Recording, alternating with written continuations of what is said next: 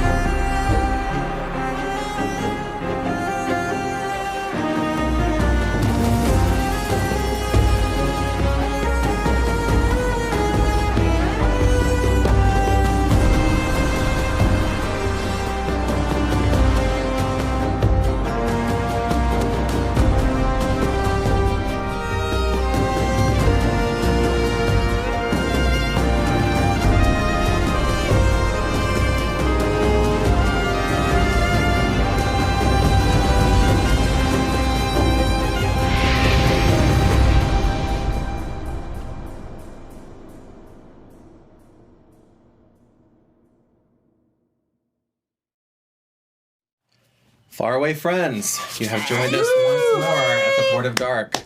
Thank you so much. Welcome and come on in. The water's fine. Shout out to Alex of Constructed Chaos. We miss you already. It was come back anytime. Doors open.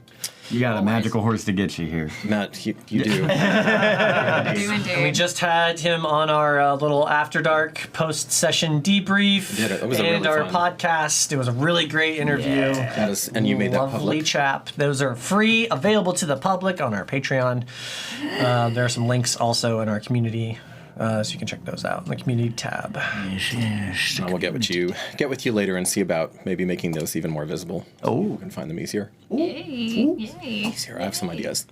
Also, yours truly has been thinking about doing things on his own channel so that it doesn't confuse our little algorithm. So that is cooking right now, and I'm going to try to have something actionable before we go on hiatus after next week. So nice. stay tuned for that. We'll see. We'll see. I have a couple different things. I'll see y'all on Discord and chat about that. And hi, everybody. If you missed yesterday's episode, it was my wonderful episode where I get traumatized by performance checks. So go to our Darkeport channel where you can look up Willie's wonderful wild mine adventure, and you will see me, Cerise Razzmatazz, get traumatized by my own past that I never knew. And if you want any of stickers, go to Willie's wonderful stickers. Whistling Willie stickers. Whistling Willie stickers Yeah. at gmail.com. And you can get a beautiful sticker of me. And that is part of the costume. Yes, it is the fully finished costume. Made the hat myself. So Nice. you can finally see the final form in my episode because obviously Had to bring the guns out for I it. had to bring the full horns. the full arsenal out. I paint myself pink and I look ridiculous. So I think everybody looked great. Were you one of the demons that we fought You look last great. week? You guys look. yeah. You guys look great on Oh that. yeah. And next week's episode, it's going to be Fish in a Barrel. We're going to find out about Little Five-O. More trauma ahead at Willie's wonderful mine adventure. Stay tuned, baby. My goodness, that gets me all wound up. It's a lot of fun, and those are really short episodes. So those are quite digestible, actually. Oh yeah, you can watch it in an afternoon, and then again at night. Just make sure to comment, like, and subscribe each time you watch it. There you are. Randy is currently out of state on some needful family business, but we anticipate him being back here in time for the last episode of this season for Bold, Green, and Red. Yeah. So, Randy, I think you're watching right now. We love you. And Miss We you. love you, Randy. I miss you. it's the kids. The kids are in charge tonight, my dear. So Daddy Marcus is not in residence. At least player is not in residence here. So we'll see what all y'all get up to. It'll be fun. Okay, I think that is that's all the business. Yeah. MVP. MVP. Oh yes, MVP. You people at this table made me tiebreak again. It was a three-way tiebreak. I am going with the aforementioned Marcus. Woo! Marcus! Yeah, not the naked truth as he is. Not the naked truth. No. Miss you, Randy. We miss you. Miss you, bud. Get it. It's because he's naked. Because he's naked. He's naked, yes. And Donnie has now officially, because it's the third session, he is starting. Hopefully, he's not running around Starkers the whole session, but he is starting. His character starting the session skyclad, aka naked, which means that he is now officially run around naked, the longest of any character I've ever. Hey! Yeah, let's go! The other two. The former record was 2, but this Right is in the now birthday beginning the suit, third baby. one. Try to beat that because we're going for 8, guys. I'll see you guys after this hiatus. See you after hiatus. Yeah. All right, we're not going to do better than that, so let's get this going.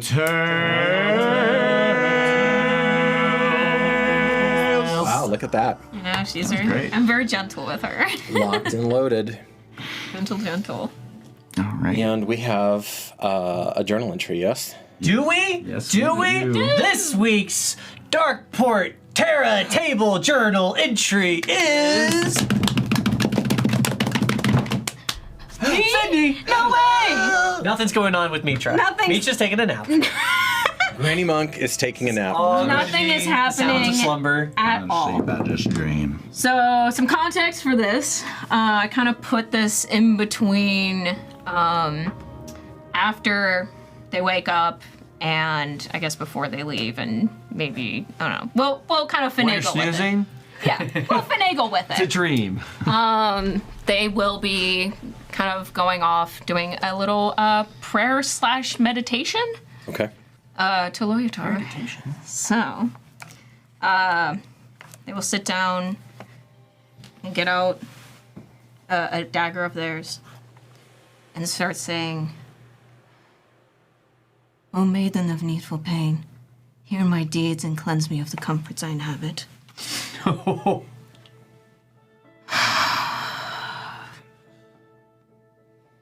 did what I had to. I believed what I wanted to believe in. My worst fears realized. I believed without questioning that I have failed my own people, that I left them to their deaths in a strange land. I feel regret, anger, indulgence. But why did such an indulgence feel that I was walking the path of needful pain? Was I not engaging in all forms of necrotic artifacts, O maiden? I'm at a loss with my own faith.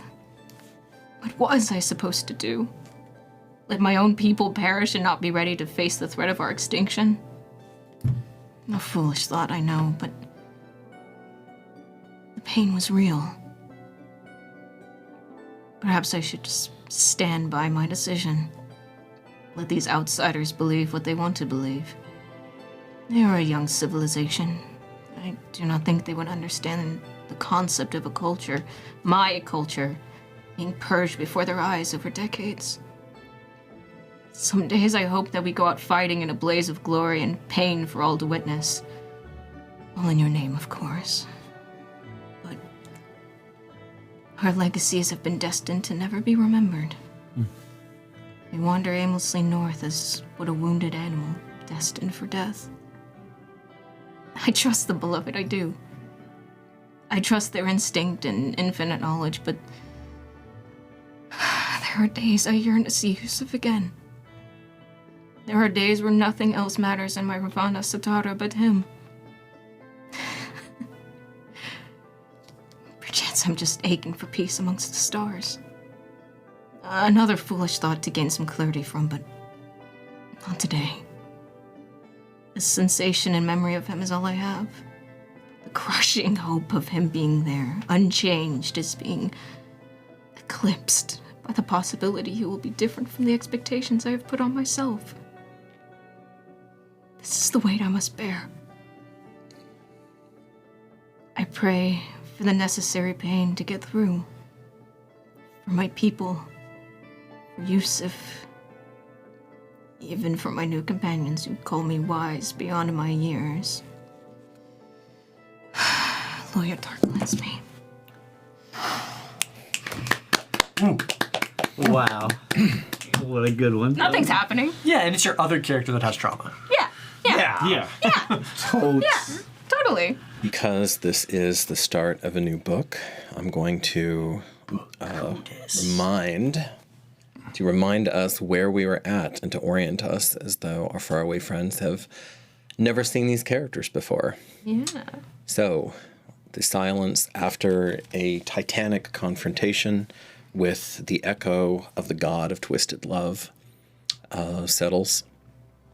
You have, I guess I'll start with you, Titus, who now are the standard bearer for the goddess of truth in the world of muscle and blood, have had to grow up and have had to mature tremendously over what seems like a year that will never end. When this year began, you had an invincible grandfather, you had a brilliant, bone-loyal twin, you had an uncomplicated view of the world and the unquestioned love of your people. And so much of that has changed and become layered and nuanced. And although there is still much love and the dream, with the capital D, of your granddame, of your grandmother, perhaps the greatest mind and certainly the greatest visionary of her generation, that remains intact. The dream of a land without slavery, a dream where reading and writing isn't illegal, a land where possibilities are build one upon each other. And you have just kindled a flame that is truly beyond your comprehension, but you know absolutely needed to happen in a sword brother in Arjun. And now you learn that instead of being the singular Bellator Sanctus, another step of your goddess's plan unfolds, and you know that you are the champion of the North, he the champion of the West, and almost surely two more yet to be seen. Yep. Devrin, you were there as a trickster, a little self-taught dabbler of the arcane, and instead now you feel yourself growing almost by the day into a spiritual depth, pushed on by the death of your twin that you really barely got a chance to know. And you are finding a new way and rapidly a new family in these people who are around you. Mithra, obviously you are at an inflection point for yourself, your faith. I would go so far as to say, it's your player, so you can veto this, but I would go so far as to say even your self-concept has really taken a beating. Oh, yeah. And you, as you collect yourself, having given an orison to the goddess of needful pain, who is your deity, you stand back up to face them, and you can still feel. I'll linger with you just a bit. You can still feel where you can feel the deep eroded lines that Atil, the aforementioned god of twisted love, used to get into you. Make 2 rolls for me. Make an insight check and an arcana check. Oh, my 2 favorites. Oh my gosh, I can't wait. Okay, let's see. I'll do this and this. This will be my insight. Okay. Wonderful. Shout out to insight, because that is a 26. Yo! 26. Yeah, I got a Okay. 19 on the You die. can never tell with your reactions. Holy You're like, crap. Oh, it's a And 30. arcana, 9. that's more like it. Welcome back. Welcome back. Welcome back, stupid dice. Okay, so I'll dispense with the 9 first.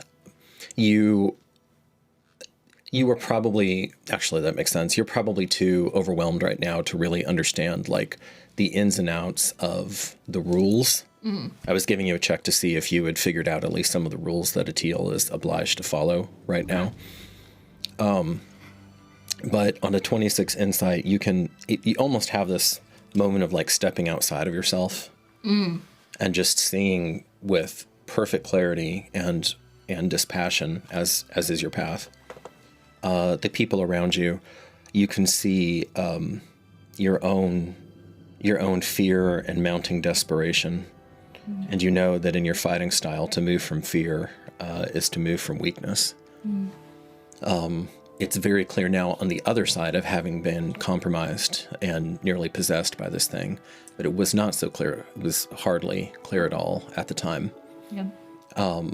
And you do get one of a teal's greatest weapons, which is using the love, like the bone deep love that people have for whatever it is, and generating fear with it, and slipping in between the cracks of that. Ooh. And this is a means, obviously, because he's a god, he's by definition preternaturally adept at doing these kinds of things. Oh. But you're no slouch yourself, and you're going to be on guard now. More so than usual. The other thing is that as you look at yourself and you see that part of you, of all of your peoples, of all of the Death Tamers, so that's the simplified version of your the name for your people. There is an exclusive hierarchy of leadership. Well, actually, I should say of leadership, not a hierarchy anymore. Of leadership amongst your people, because you have that weird theocratic democracy thing going on now in this era. Weird combo. Strange. It works. You can feel that part of yourself, that as part of when beloved Trisley, your spiritual leader, took their place, where they opened themselves, and so all of their typical abilities, except their ability to vanish from your mind's eye, all the rest of their abilities don't work on you. So they couldn't freeze you in place. They couldn't. There's a lot of stuff they couldn't do, and it was a sign of like profound trust and acceptance, and like that they were very serious about changing the way things had been. Yeah. You know, and essentially, any of you could theoretically turn on the beloved and destroy them. Never would though. I'm too smart for that. And as you, Churned. the reason I'm bringing this up now, aside from just reaffirming that relationship, is you can feel that part of yourself that at least tangentially or very lightly touches on their essence.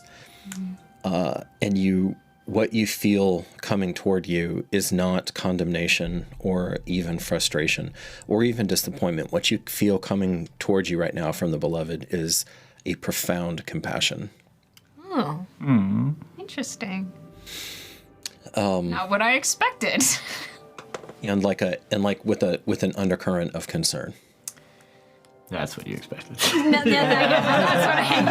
That part, I'm like, okay, yeah. Fair enough. And finally, Grip, child of 3 extraordinary bloodlines, with your draconic heritage literally on your face and on your sleeve, on your sleeveless sleeve. You are the twined soul to the beloved, to beloved Trisley, which is a title. You nearly saw them die as they made an extreme maneuver to try to take the god of twisted love off guard.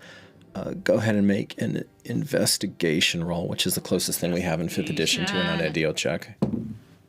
That's a natural one. Okay. You are totally consumed in your emotions right now, and you cannot think through And so Trisley's plans. you mentioned Trisley almost by my hand. Trisley almost died. Yeah. Indeed. At her request, but yes. But still by your hands. Yes, Yeah. but still by her hand. But also still your fault. So that is actually something that I've been sitting with. So it makes a lot of sense. And then at disadvantage, make a medicine check. Disadvantage. Already a great roll for 19 you. and 20. Yeah, already a Buddy. fantastic roll. That's another natural one. Oh, okay. Get him out of the way early. Well, he Yeah, is. get it, As well get it out of the way. Get it out of the way. Well, play exhaustion sucks. Get it out of the way. So instead, as you're trying to comfort them, a lesser being would have gasped out loud at the pain, but of course pain is nothing to this person, and the only reason that you even know that as you try to cradle them and adjust them that you've actually injured them a little bit is that there's a little bit of blood, a little bit of fresh blood comes out on the formerly stark white robes. Sorry. There's nothing to apologize for, Habibe. All is as it should be. Except... Mithra. Yes. Mithra. Reprieved. Are you able to come? Yes. And then I'll... Bandage yourself? Okay. As this is going on, Marcus, because sleep only has 10 rounds of activity, so that you would have been up. Actually, you could have done all of that in the time that we had the end scene of the last session. Makes sense. Easy to square that. So Marcus, seeing that you're up and that there's unfinished business, instead elect at this specific moment to go to another of your companions. So Brother Adrian, who follows the third light of the god of the Lord of Light, which is wisdom. They prize intellect, they prize education. He had the interesting idea to confront the god on his own terms with words. And he approached him. There were whispered words exchanged. There were even signs of vile affection coming from Atiel toward Adrian as he kissed him and stroked him lovingly. Okay, no one told me about that part. We're learning about it now. We're a little And him nodding on top of that. And him nodding and seeming to assent to whatever the proposition was. And now Adrian is just sitting on the same stump that Atiel recently vacated violently, as he was violently evicted from the area. He's sitting on the stump, and he's going back to what he knows, which people in times of crisis do. His hand is shaking so much he can't even put quill to parchment, and I mean the color is drained out of his already relatively paled face. And so Marcus, Father Marcus goes over there, claps a large calloused hand on his shoulder, gives them like a squeeze, and then Marcus just squats down, and the two of them begin to have whatever that conversation is going to be. Good. Okay, you, Titus, you can still hear the hooves of your sword brother's steed, which I won't get too much into right now. Perhaps Spess will come up later, but a legendary animal is bearing Arjun, your sword brother, and his version of Marcus, his clerical counterpart, away. Yes. Okay. Who is one last thing? You see, they're not there yet, but several of the fighting men who accompanied you from another place from the south, who now see Marcus as essentially a spiritual leader. That's the shorthand of that. Yeah. And some of them were given fragments of a vision of the goddess of justice's great plan by you in a supreme moment. So they don't really understand what they saw. They don't really understand what they feel, but they know that they believe that Marcus is divinely inspired. And so some of them have jumped off of the ship and they've waded ashore. And while that whole combat was going on, which was only like 30 seconds or something like that, I mean, it was quick. They really didn't know what to do. They were overawed by what they were seeing. And it was a tower of monsters that were all stuck. And so cool. I mean, and just they couldn't approach. Oh yeah. They couldn't approach a god anyway. They literally couldn't approach him. No. As they are human, all too human. So you have Gaius and Falco and a couple of them, like maybe knee deep. As that's happening, Manus and Vizio, my lord, you see this green cloak coming out of my pack. No, thank you. Yeah, and then just start ties it around his waist. Basically, it's like a You can take it like a toe. Yeah, you can. I was saying and then I'm just gonna take whatever clip that you would have had, put it on like that, and then just. I appreciate it. Thank you. Okay. Some dignity. Dignity? There's a lot of dignity. Titus isn't Donnie, I like to remind you. This guy's a confident man. Okay, so that's all going on. Did Trisley call Mithra over to where we were? Yes. yes, if you wanted to say something quickly, you could. No, Otherwise- I have a Macarius, but that's gonna. I'm gonna bring that up as a player later on. Okay. Can't wait. But if we were not gonna move on to that, I would do that. Okay. Wait for this. So you trot, yeah. I feel like Robert's Rules of Order. We got to get this resolved Yeah, first. we gotta get this out of the way. Okay. Dude, I'm so thankful. The I'm just two wearing a kids. toga again. So you look almost like rustic stately, actually. Yeah, no, it's in an funny because I odd- was finally like rinsed off. The only thing would be blood around like the top of his Yeah. head because I did bathe him and I gave a baptism earlier today. I mean, what are you gonna do? Yeah, you did. Okay, your character comes on up, and you see obviously every dawn, because of the rituals of your people, the beloved is made to shed. It is joyously sheds blood to reaffirm ties to Loyatar, the Maiden of Needful Pain. This, though, is something entirely different. You go ahead and make a medicine check. Ooh, fun. Great. Let's do A much better roll than grip. Poor Grip. 16. You. Something's wrong. Okay. I'm gonna immediately do my niceties. Kneel. Do a bow. She inclines her head to you. First, I would like to apologize for my actions earlier. Why? Indulgence and pain inflicted, stupid pain, even though you warned me. And against a friend. And I'll look to Grip. Mithra, when a god sets his hand and mind to any one of us, what hope do we have? It is only in presenting things that did not exist upon his birth that mere mortals have any sort of chance. Hence the elaborate lengths that I went to in my deception. If anything, I apologize to you. And make such a sacrifice that you're going through right now? Beloved, You could have died, Leslie. You know what that means. beloved reprieved. Making a pun on their own title. No. You, of all people, know that life is but a series of sacrifices. It is, but this is different. Are you sure you're okay? And trust me, you cannot lie to me. You know this. My concern is that being still has a way into your soul.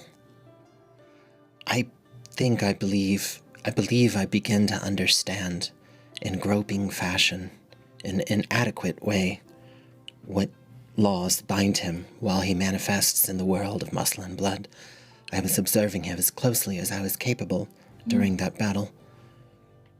And I don't think he can directly get into anyone else again, unless I've missed something, except for you. And that's what worries me. All things, Mithra, pale in comparison to free will. I agree. I was also in regrettably so, a fearful state. I know. I had a vision, and it was something I did not want to come true. A vision most likely planted by him, Possibly. or at least encouraged by it, and fed upon by thy own subconscious. Indeed. He cannot directly influence us, but he certainly can steal our secrets. And even though your mind is very sophisticated, you still only exist at a single point. He cannot read mine because I can send mine elsewhere. It doesn't exist for him to read. And that I am relieved. Truly. Grip. Habibe, you would have words. Do you remember what you said to me when you first brought the orb and asked me to help you understand it? I asked you if it was needful. Do you remember what you said? Did? Anything can be needful.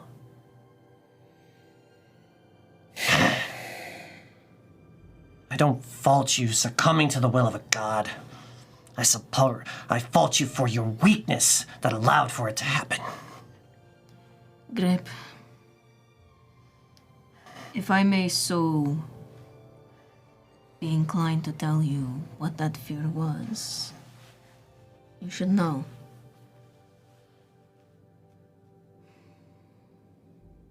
Our people are dying. And I had a vision of gods coming to real to muscle and blood. And I had a fear that I left them. I failed them. That it would be up to me to survive and further the culture of my own people. That we would be nothing. But you have not done the same. Not that I am excusing anything that I've done, but I would burn this world down if it came between me and my treasure. And what did I choose to do? I chose to end their life! And that is what I was prepared to do. That is what I was prepared to do, Grim. I was prepared to do anything. Anything. To preserve what I am, what I have become, my past, my present, possible future, if that ever existed. It does.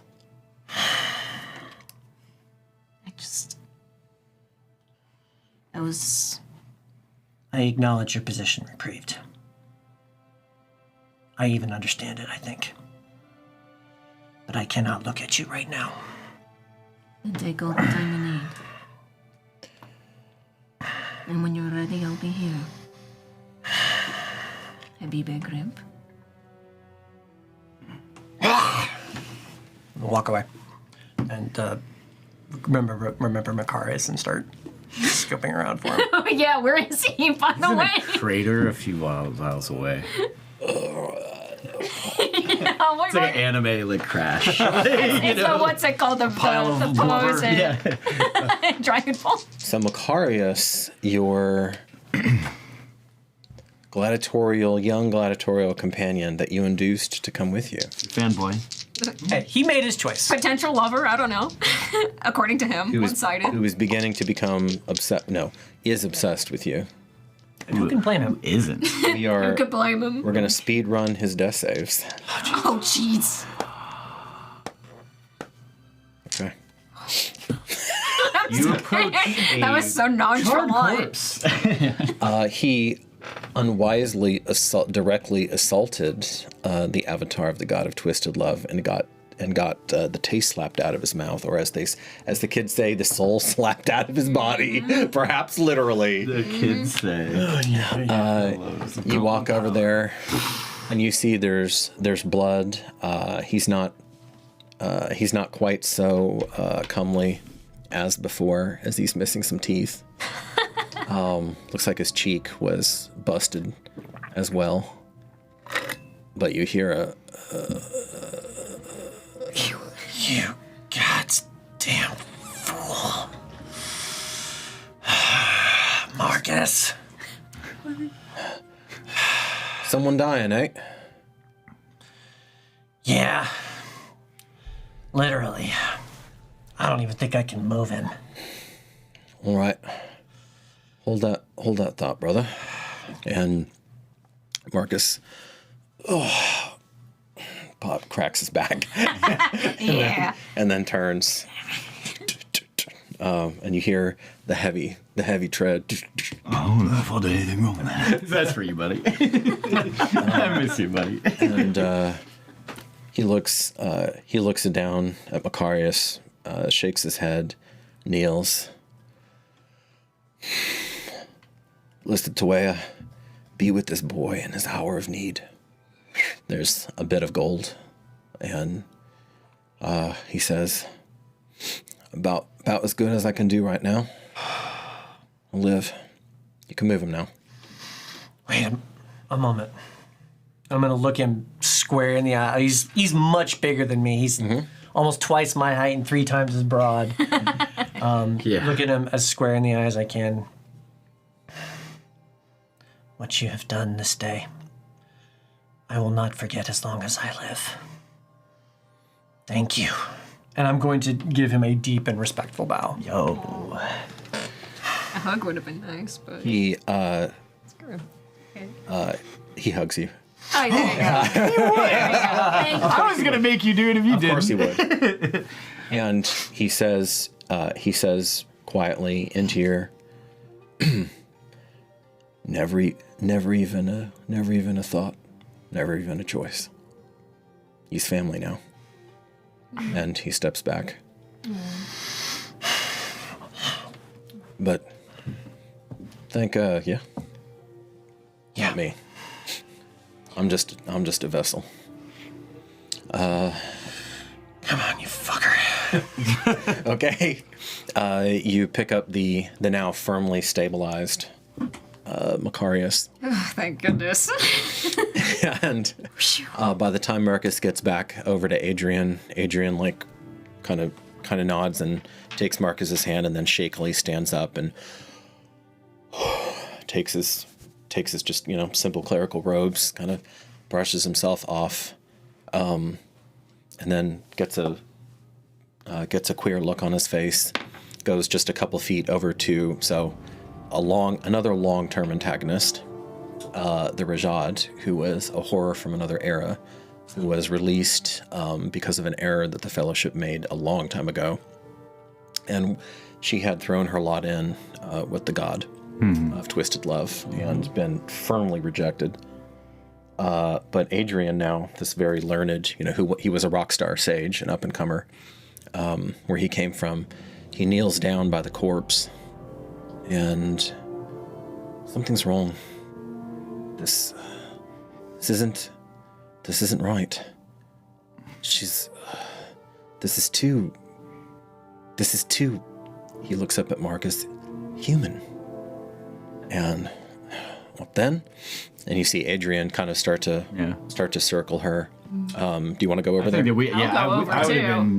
would have kind of been sitting with Devron, just kind of watching that play out, and then also looking over at Adrian until basically knowing that Marcus was over there, but kind of in between those 3 things. And I'm going to say that you managed. I also would have probably walked over to the Rajad as soon as possible to just dismember it and basically give it to William Wallace. You know what I mean? Okay. Head on a bridge, arms on the corners of this. I'm going to say that this bitch ain't coming back. You manage, that is entirely fair. Yeah. You manage the men because you don't really need them walking all over this. It would be entirely right just now. Go back to your place. I don't need clothes. Begging your pardon, my lord. It's not you we're worried about. And they're all looking over at Marcus. He's all right. All right then. Prepare the ship to leave. Oh, thank you, Grim. You gave us 5 gifties.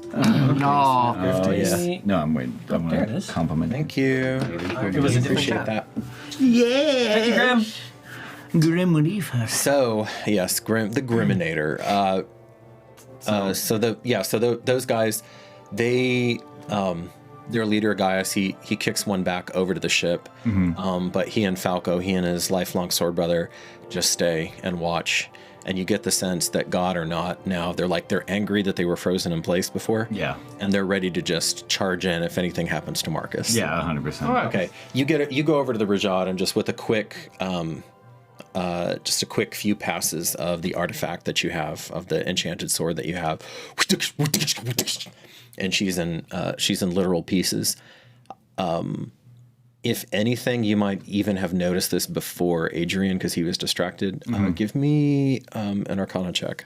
And it'll be looming, but not very close. Not right there. Yeah. Okay. That is a 4. I'm keeping my distance. so no. I'm keeping my distance this time. Why around. does that? I Yeah. I'm going to find your things. And he runs off and starts looking. Okay, good. I was as I was hoping somebody was going to go do that. I'm gonna do that, but I do want to grab Devron by his arm and stop him and like turn around and be like, I'm extremely impressed. You made your sister proud. Thank you. And he gives a little teary drop then. Well, Devrin, because you went back into... So all of this tableau is taking place in literally Marcus's old village. So this is where we did book 1, episode 1. This is where it all started back in the day. Too. Except now the tiny little village of Pollux, which means flea in Old Speak, has been deserted. You don't know why.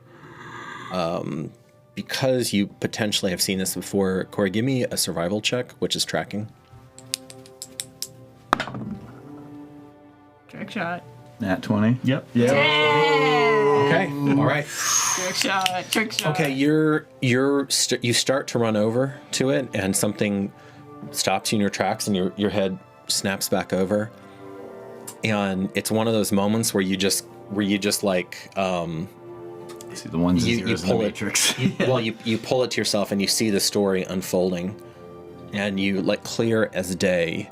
You can tell that these a pretty significant slaver force descended on Pollux and snatched the already weakened village. What was left of the already weakened village? Was that from Zahar? Do I know? It looks well. I mean, they were going back to the Kogi, but that you don't know. Okay. Even on a nat 20, but it's that it was clean, it was efficient, and it definitely would have been within the capables of modern Zahar, of current Zahar, which is where is your home. So you file that away. You run into Marcus's, ironically enough, Marcus's old hut, where I thought it was destroyed. That's why I didn't go back. Okay, great. part of it you did pull down part of it, but you can step carefully through around to where it's been split, and this is where honestly just a few minutes earlier your lord was being held captive by a deranged woman. Mm-hmm. And a nickel. You step in there through one of the cracks in the thatch, and immediately you can see that the whole damn place looks like a bloodbath, but in a very particular way. Since your brain is already attuned to this, sun type stuff. I'm gonna let you roll an investigation with advantage. Yo. Advantage. You can do it, my friend. That would be an 18. Nice. It looks like something Megara-sized, which was the name of the captor, the crazy captor. It looks like something Megara-sized just went and turned Endelic West into forcibly ejected blood everywhere. That was not a body. That was at least not her body that was in here. And that was okay. Got that. So okay, all right. So there may be some crappery going on right now with whoever her that body. person was, right? And you remember that Wahali, or a sometimes ally of hers, with old ties, deep ties to Germentum. Can I connect that person to the person who stabbed me? At all? Sure. You heard an enraged scream out in the forest during the fight, as though he was not getting what he wanted. Like it wasn't her. Because remember, he thought he had her, and he thought he had what he needed out of her, and it seems he was mistaken. Person. But you dig around. Remember, she has survived a long time. Oh, yeah, she She's knows not her stupid. ways. She's crazy, but she's not stupid. So you're digging around in the rubble, which turns your blood a little cold as somebody that dangerous is still I'm at still large. at that. The back of my hairs go up. Yep. And I am definitely looking, but I'm also cautious to make sure I'm not going to get jumped by her. Yeah, so Megara and Wahali are still both alive. Wahali definitely, Megara potentially. Yeah. Okay. So you sift through and you find your lord's armor and some of his other personal effects and start gathering them, and then eventually in a couple minutes you'll be able to drag them out. Great. All right. Thank you. So as you're looking at this, at the now chopped up corpse, it doesn't really change what Adrian was Rashad. going to say, but he he says, "No, I'm in earnest. Look." And he picks up a nearby stick and kind of jabs. "The flesh, it's not demonic. It doesn't have any resiliency. It's just like it's just like a person's, and the amount of blood. It's blood. It's not ichor. But that thing was her. It was her. You think it changed? Went into another soul's body? Inhabited in this realm? When he sucked the smoke, did he take her with him, the part that he wanted? I just thought it was an affect or something he was doing to amuse himself, but maybe he's not quite done with her skill set yet. A distraction. Well, I'm sure we'll see her again. As well as a teal. And you? I just told... It's all right, then. Tell me, Lord. Well,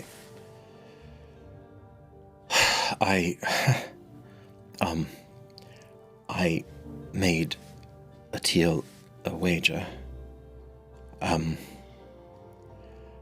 He's actually, I did not know who he was.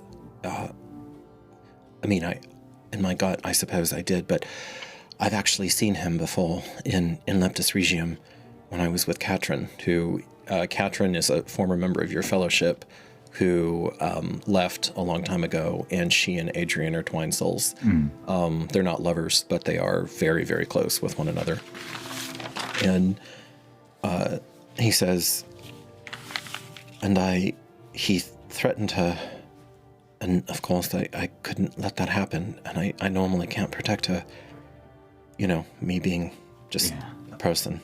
And this time I could, and so I made him a wager that if I won, that he would never darken her doorstep again.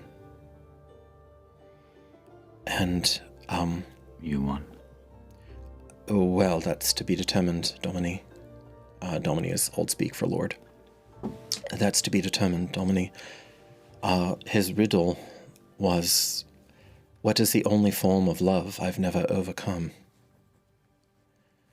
And he said I had one guess, and then I asked him for 3 guesses because I wanted one guess for each loss mankind has inflicted upon his sublime majesty. And he laughed. We've beaten him 3 times. Your grandsire did anyway, Grip. 3 of the children of the Crimson that he made were turned from him. 4 were not. And any road, so I have 3 guesses in a fortnight. And if, like I said, if I win, then he is bound by the Supreme Phoenix's final authority to never attack her or undermine her. And if he wins, then he was willing to take the wager at all because the body is beginning to wear thin. What did he call it? He had a horde, meat suit. Then he said that I would be one of the best hosts he had ever encountered because of my heart. So you bet your soul for ours? Well, technically my soul and my body, but who's counting? I mean... Not for everybody's. Extremely brave of you. All stupid, but... Hey, it's okay. They're the same thing sometimes. Catch will be very proud of you. Maybe. She'd be very upset. Probably more upset than she's ever been with you, but yeah. Probably, actually, yes. Actually, she would think I think that would be the first thing that she would be. Do you think he loves himself? That's possible, but it seems obvious. That's going to be one of my guesses, that Grip. Yes, you anticipate one of them. So, open to suggestions. We can certainly have no ego about outsmarting, the god of twisted love. I think we should get back home first. I would love to. Home. Yes, your new one. We'll give it a fortnight. My new one? Yes. We have time. I have a place there then. Of course. Why wouldn't you? I don't know. I just thought maybe you wouldn't want a marked man inside of your walls. Oh, it wouldn't be the first. It won't be the last, I'm sure. Yeah, being the avatar of a teal might complicate things, but you know. Well, I'm not going to let it go to that point. I thought that I might just fall upon your sword if he was going to take me. I think that would do the trick, even for him. I don't want to kill you. Well, I don't want you to kill yourself. I rather enjoy breathing too, Domini, but another reason was I wanted him. I was gambling that perhaps, as beloved Trisley over there said, because I'm, so new, that even though he was lusting after my body, that is a very weird phrase, that how these rules work, he'll be easier to hurt in me. Apparently that body he's running around in is something from the last age that he stitched back together. Looks like it is. So... The green hair, at least. So he's harder to hurt because the older... I don't know, but anyway. Yeah. May I pick your brain about this, beloved? Of course. Did you see what became of the Crimson Shadow? Oh, you mean the ghost from another time? No, she's frightfully strong. You mean the thing that did him in? And was that a bone dagger that was through his chest? Looked like it. It's a very old bone dagger then, if it's older than him. No, she, I suppose didn't kill me, which I'm a huge, massive fan of, and she's in the forest there somewhere. Me lord! He holds up. We have a problem. Yeah. I run over there. Okay. With my armor is the problem? Or what? No, not the armor. The blood in your hut. Magar is not Magar's blood. It's something else. So we have a fortnight for a wager with the teal, the goddess of twisted love, the insane woman who wants my blood and also my seed to then bring forth a new type of blood god, and then my uncle's former lover who's become something that is of only that of nightmares is still on the loose. Yeah, I think the blood god has some capabilities to do things with bodies and blood. Perhaps imitate. I'm gonna go get the ship. Thank you. Just another day in paradise. You have a wonderful talent for summation, Dominic. She's still. It's been quite the day. It's prized in the third light, Brevity is the soul of wit. Before I turn to run to go get the ship, I'll turn to Tristan. It's like, what are you watching, please? Wait, we had one thing. Mithra. You have an orb from a teal. He gave you one. Yes, why? Present it, please. Marcus. Friends. Trisley looks over to you, and she's a little bit away, but she just looks at you and she speaks. She says 2 words. Reclaim yourself.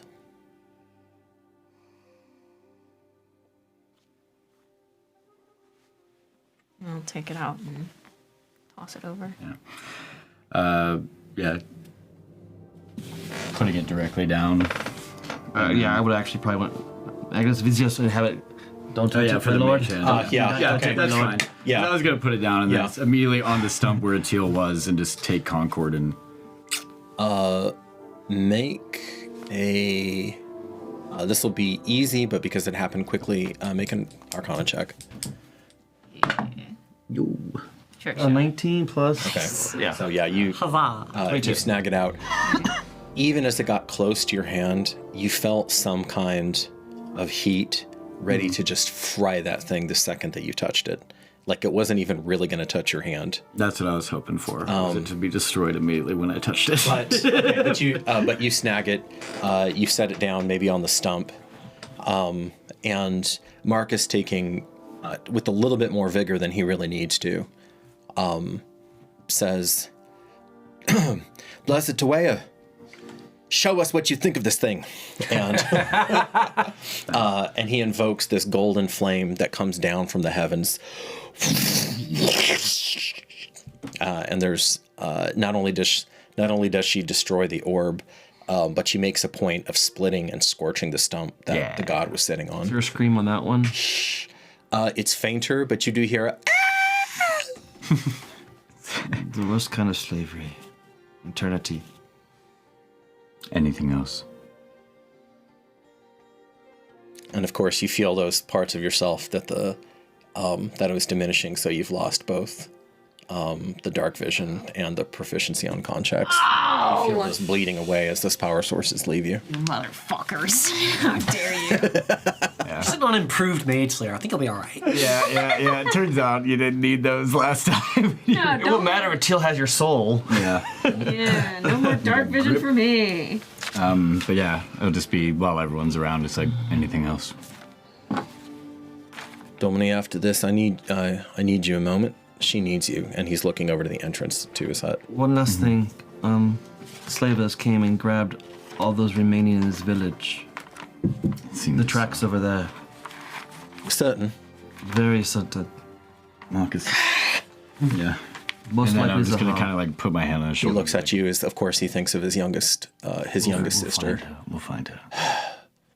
We have business in Zaha as much as we do everywhere else. We'll find her. I promise.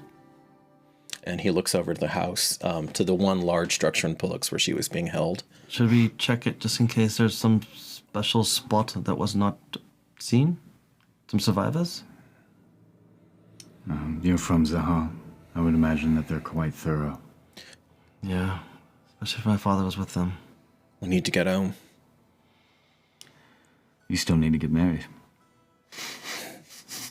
A small but, Yeah. Oh, that's right. but certain smile. Is there anything else that needs to be brought up here now? Anything else that needs to be destroyed?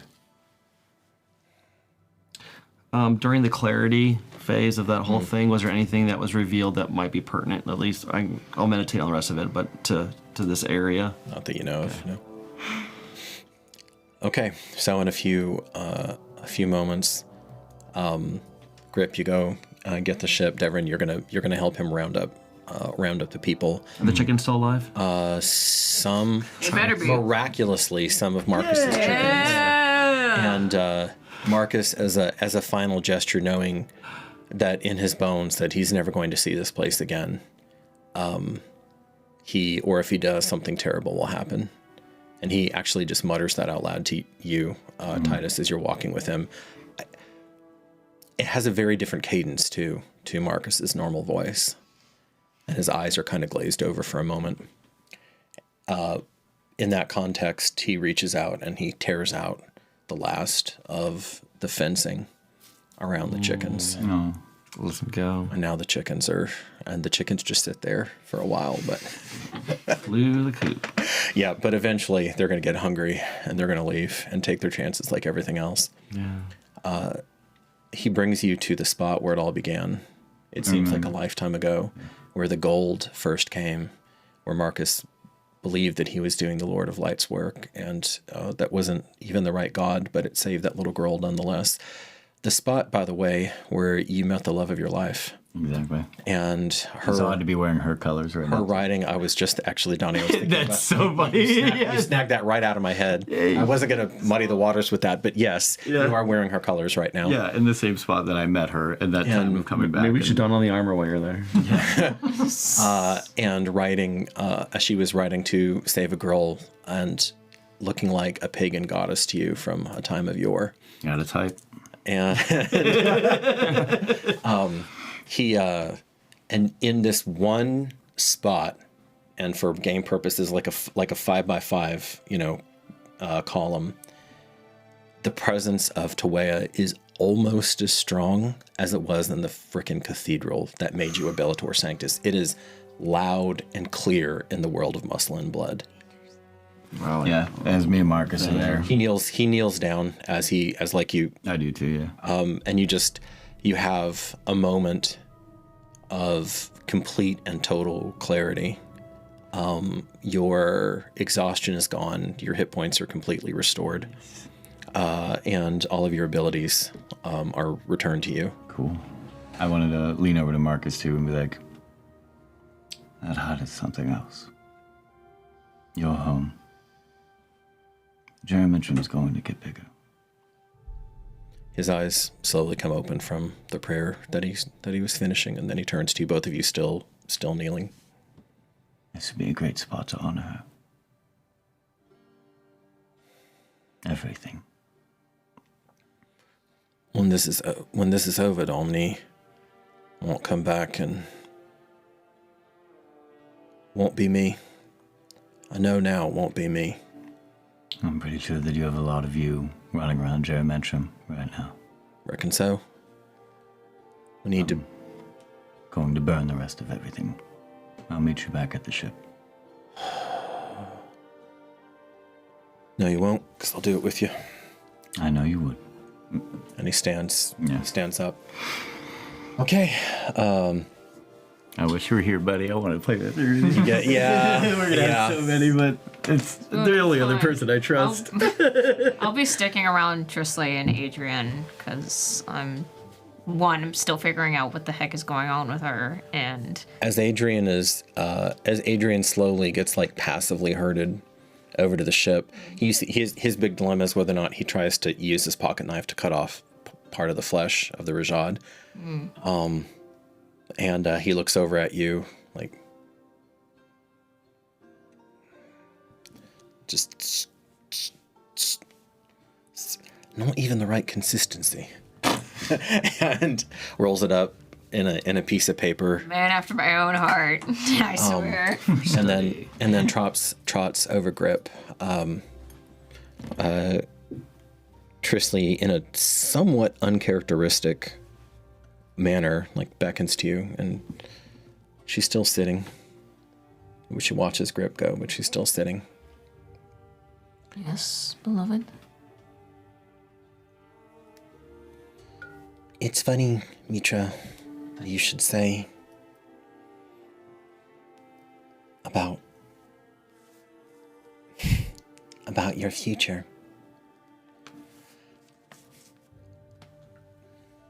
What I gave today, I had bound inside of the wholeness of myself. It was the only way and the only place that I could hide something, even from the echo of a god. They truly are forces beyond our ken and their proper time and place. But in the maelstrom between then and now, and what may yet be, even he could not see. He is a god after all, primarily of the flesh and of perverted pleasures, not of the mind. That is putting it lightly.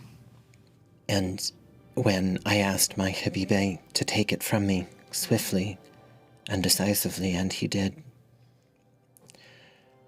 it is a part of myself that I do not know that I can exist without. I may be dying. Do not tell him yet. It would break him. He is so young. He is so beautiful.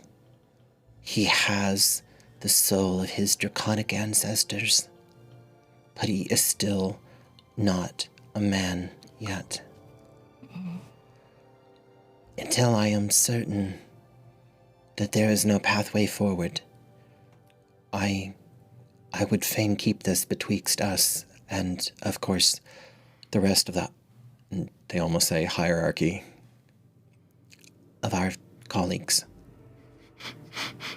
I could have told you that. I will keep it a secret. And Mithra, Yes. if there is no pathway forward for me, none of the others are going to be able to strike the necessary balance between violence and sagacity. Only you.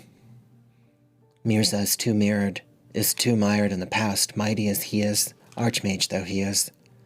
Your own, a wry smile, the unspoken word, Habibe. Your own ... Ashtiani is too concerned with what was, the beauty of what was, and that is a wonderful thing. But she does not have the mind to lead us into the future. Only you. Love it. This is... There is a reason I sent you forth. It wasn't sadism. It wasn't caprice. It was because you needed to see the continent that we were on, and these people, and to begin to take in information and see them. And forgive me if I deceived you, but it truly was needful. I have known this moment as a horizon point for summers now, which would be years, for summers now. And I have had no counsel but my own mind and psyche. And now I can unburden myself, at least partially, to you. And I thank you for that. And I am sorry if I cause you unneedful sorrow. No,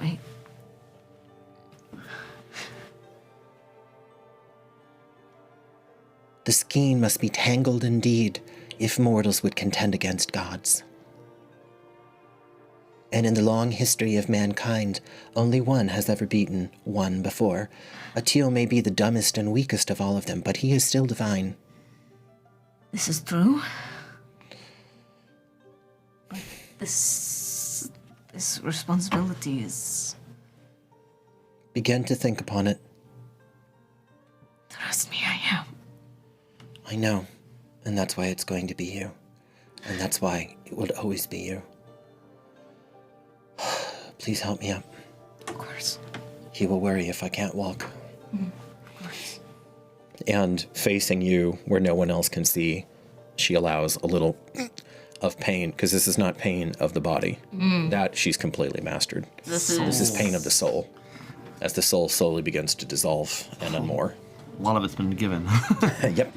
And as she's like helping them up, and they'll just... They have like silence the entire way back, and for probably the rest of the trip. Okay, so you're gonna burn Pollux. I want to. I just want to Great confirm. segue. I just want to confirm. Great segue. You burn Pollux. Yes, no. Yes. Okay. To To be honest, I thought it would be like one of those of just going through and like hitting whatever I could, stashing that out, scratching it, and then it's entirely just like to Marcus be like, as things are starting to catch fire and as it's starting to burn, just like, what do you think your son would name this city? What comes from ash, brother? And then I'll just kind of like turn and start burning more shit. And just throwing parts of the Rajat on this, parts of the Rajat on that. And also, is there any of like, also the other, those one, I know that Taloon turned to dust. Yes. But most of them were consumed by that flame. Which was one of your adversaries. Yes, Taloon, who had been basically another lieutenant. A salacious crumb, if you will. Old guard. Basically another lieutenant of the old guard. Yeah. Who got consumed in that fight. No, there's essentially, you know that a more arcane schooled mind than yours is going to have to ponder this. Mm-hmm. But it more looks like someone just shut a door. Yeah. And didn't directly confront them. They just... Boop. Yeah, I just thought it'd be best to raise it now, come back when it's fertile. Now, Pollux is pretty dispersed, so are you just like hitting Marcus's section? And the Lord's house thing. Okay, and then the Lord's house. So there are going to be some other huts that are... There'll be some time while everyone else is kind of making their way back, and it'll just be like a torch and just kind of pitching it in. You know, I know that there's enough water coming off of the river that it's not going to spread drastically and cause a forest fire. It's very controlled. Everything is kind of isolated anyway. No, it's pretty it's pretty isolated. If this caught fire in Germentum, that's different. It's a lot more densely populated. That's why I just keep thinking about like the idea of like, okay, we're burning this part of ourselves. This is the ash. Then it can become what it's supposed to be. And I think he's trying to communicate that to Marcus. How beat up are you, Grip, right you know? now? How you look? Probably a lot. Little more than you would expect him to be. He's a little bit half down, about half down, but more has. It seems maybe that he has gained a little bit more. Some would say a little green in the gills. All right, folks. Will someone go with me to see the edge of the forest? He's looking over where Wally was at. Yeah. And the noise. Wally, yeah. Wally. And Yeah, so I would imagine that you would have came and burned the city with us too. This seems like something you'd be into. that'd be fine. I just want to make sure. You're definitely there. I just A little want bit to of check that. arson. I want to check that area out with somebody because he might be there. Yeah. Well, no, those two are busy. You were helping getting the ship in order. That doesn't take as long as what they're doing. So, you get that. I mean, it's either going to be Mithra or Grip or both of them. It can be both. Once you have all the They have like 2 half damages the equal full normals. person right now. Yeah, I'm about a Has half. shit perception and is exhausted. And You guys very have a focused lot on what he's doing. You guys have a lot of natural light. You're right. And you probably don't want to be around Mithra right now either. I'll separate myself. Yeah. May you assist me and to check this area out where he was. You know, If he's still there, I need some assistance. Of course. Thank you. And you can move as fast as I, so we can leave and retreat if need be. That's a very important. That's the greatest point. That is true. Important point. Team Runaway. Run away. Dexterity 18, baby. Well, that movement and the enhanced movement of an arcane trickster and a monk. It's perfect. Okay, so you get combo. you get into the forest. You start rooting around. Both of you make survival checks as you look for tracks. I'll do you. Is that survival checks? Yeah. Okay. Like That will be a 15. Like a 10. 10. Okay. The exact same reaction. a fencer. High or low. It's tracking and You can never tell. You can never tell. It's part of the poker face. Yeah. Yeah, in 5th edition, tracking's under survival. So you go around, even with the 10, so you have this weird situation where there's nothing, but you know where the scream came from. Like, you have a pretty good idea of where the scream came from because he just totally lost himself and broke OPSEC completely, operational security completely. So you get over there and you're looking around, and you can, even with a 10, you can clearly see at least where he lost his stuff, because this old boy started thrashing, slashing, tearing, and you see bushes, you see trees, and you remember like the terrible strength that punched through your chest with a crude dagger. It was no great weapon. He's just using a nasty rusted dagger, literally. Oh, God. You got to get your tetanus shot in that one. And you see that same, so like he's probably about as strong as Titus.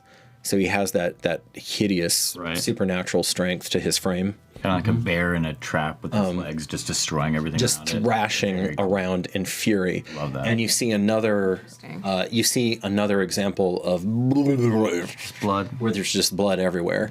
And then that's kind of where you don't really see where he went from there. With a 15, you're able to track him until he regained his senses. So like you can see just this disorganized kind of thrashing and running off through the brush. And then at some point he came back to himself, and then he's a ghost again. Yeah. Interesting. Can I examine the blood at all if it's Absolutely. like something? Yes. Describe what would you like to do? I'll take like a little bit, feel the consistency, Straw. smell it a little bit. If it's like any sort of like magical blood, and maybe I'll take like a little bit of a sample if I could, but a little tasters, little test taste. yeah, a little something. Taster's choice. But I want to like really, because I've killed some people in my time. I know what real blood is like. But it's like if this is some sort of, I don't know, like Magic. Give me a medicine or nature check. oh geez, medicine is Also, better. I'm assuming that Marcus wanted to take some of the Rajad's blood. You're welcome, buddy. Oh, come on, it was almost 100% good. what Randy would do. It was almost good. I mean, if I at some point if I got a sister, 13? I'll help her if you want. 13. I'll do Yeah. my own. Okay. 13. You were tasting the blood. Smelling it. you were feeling smelling it. consistency, Clapping with the... How it like drawing paintings. So yeah, doing finger paintings with it. So the blood has a very similar consistency to the blood pool that was inside your camp. Obviously. Yeah. So it was more viscous than human blood. Okay. It has there's still a little bit of heat to it, even though it's cooling now. Because Interesting. remember the pool was steaming. was bubble. Yeah, Proper stew. Yeah. yeah. So exactly, it was a proper blood stew. Proper stew. Okay. But now now it's rapidly cooling off, and you start to see it congeal, and now it's looking more normal, if maybe thicker. Like the clots are maybe thicker. Oh, coagulated. She's Interesting. And there is a coat of coagulated liquid. Yeah. That's almost like you took food dye and cornstarch in consistency, I know and it's exactly just what that is. splattered over this. Sticky. Everyone's Sticky, early sticky. 90s Halloween parties, yeah. Meg is an ambassador of the blood brother. Like Marcus, she probably has some sort of blood magic to do these sort of things. That's my hunch. This is definitely that magic.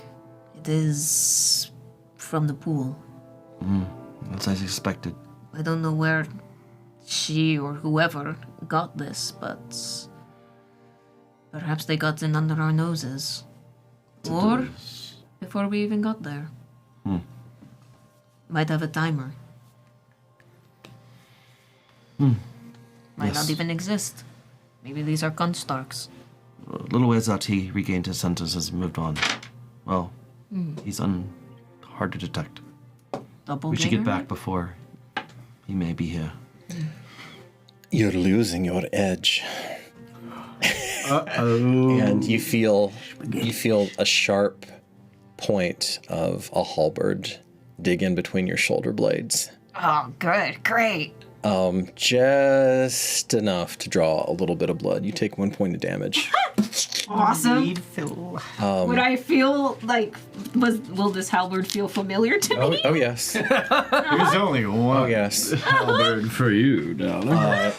So Devrin, emerging out of nowhere and impressively at disadvantage, still managing to Well. creep up on you, is a tall, athletic woman, somewhat darker than Mithra. And she's wearing an odd suit of armor that is made up primarily of triangles, like interlocking triangles, which looks somewhere between his articulated plate and triangular scale mail. Cool. She has a halberd in her hand. It looks, So she snuck up behind her and me? Okay. But mostly me. but mostly you. So I'm like here, like almost like where we're at here, and then Yeah. behind. So like, Yeah. do I turn around? Yeah. Easily. Mithra? He like pulls out. No, it's fine. It's fine. And then I'll do a little maneuver to kind of like almost disarm her, get in front of her. Okay. Almost in a flirty way, but you know. Hilarious. Is this how you always greet each other? More often than not. And where is the beloved? On the ship. What? And without waiting, she turns and she starts. I'll try to like keep her back. Not now. I would like to talk to you first. She's supposed to come back with me. She will. We're going to the same place, I promise. Just You want me on a ship with these heathens? but you'll be with me. It'll be fine.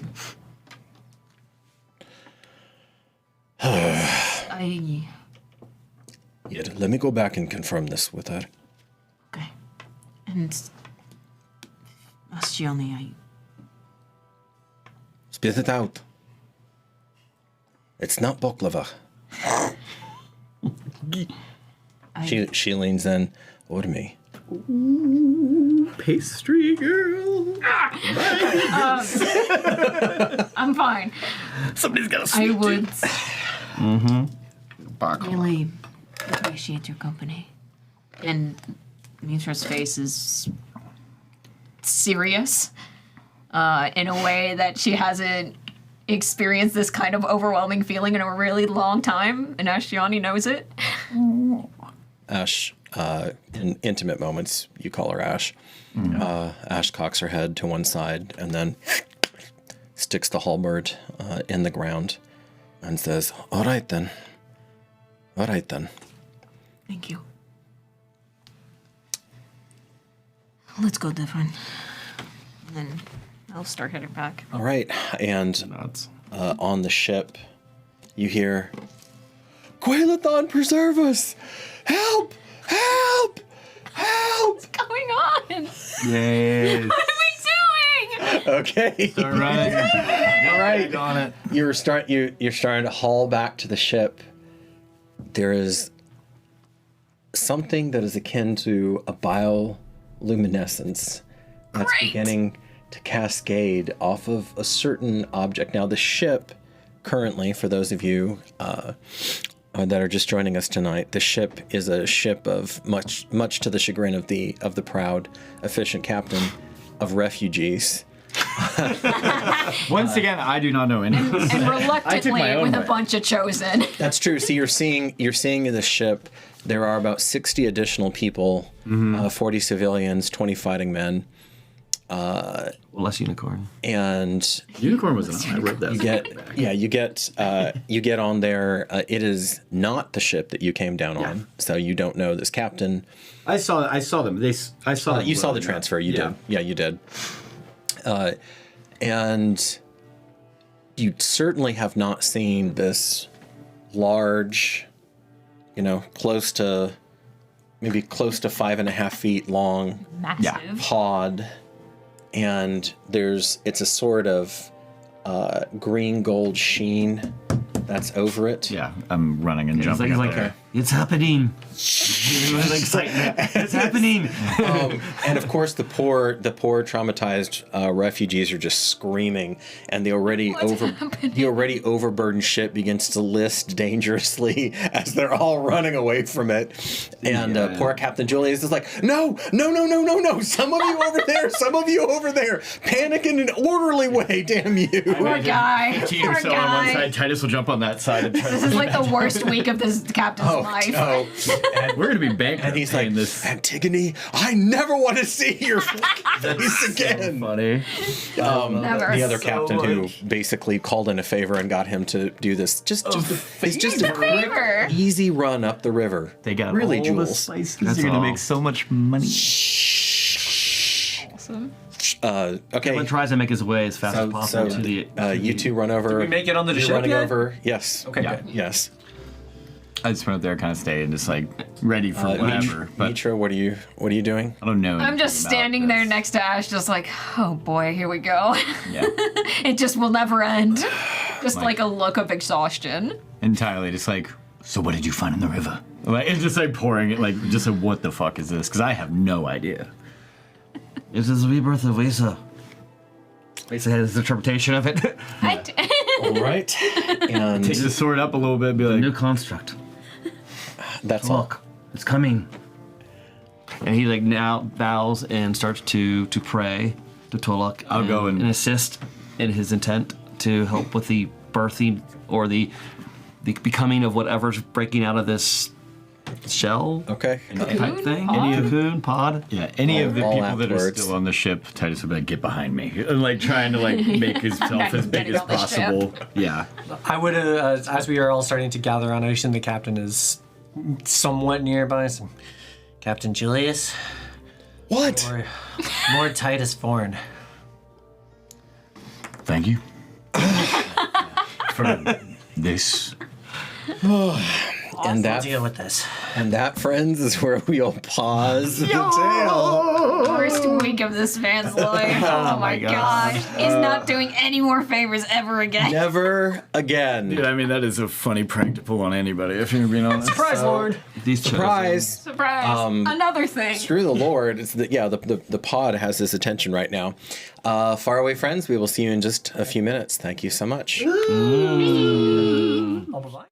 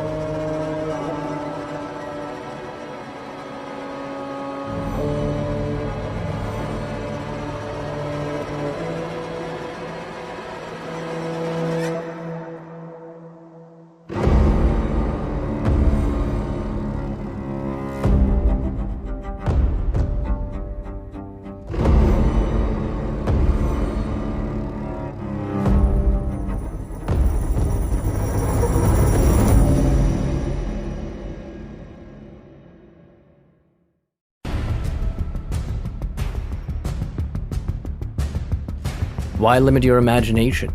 In the tabletop role-playing space, customization is everything, especially when it comes to your character. Whether you're a player, a painter, or a master of tales, your character is what matters most. Using high-quality, fully customizable miniatures, you can be built for battle with Eldritch Foundry.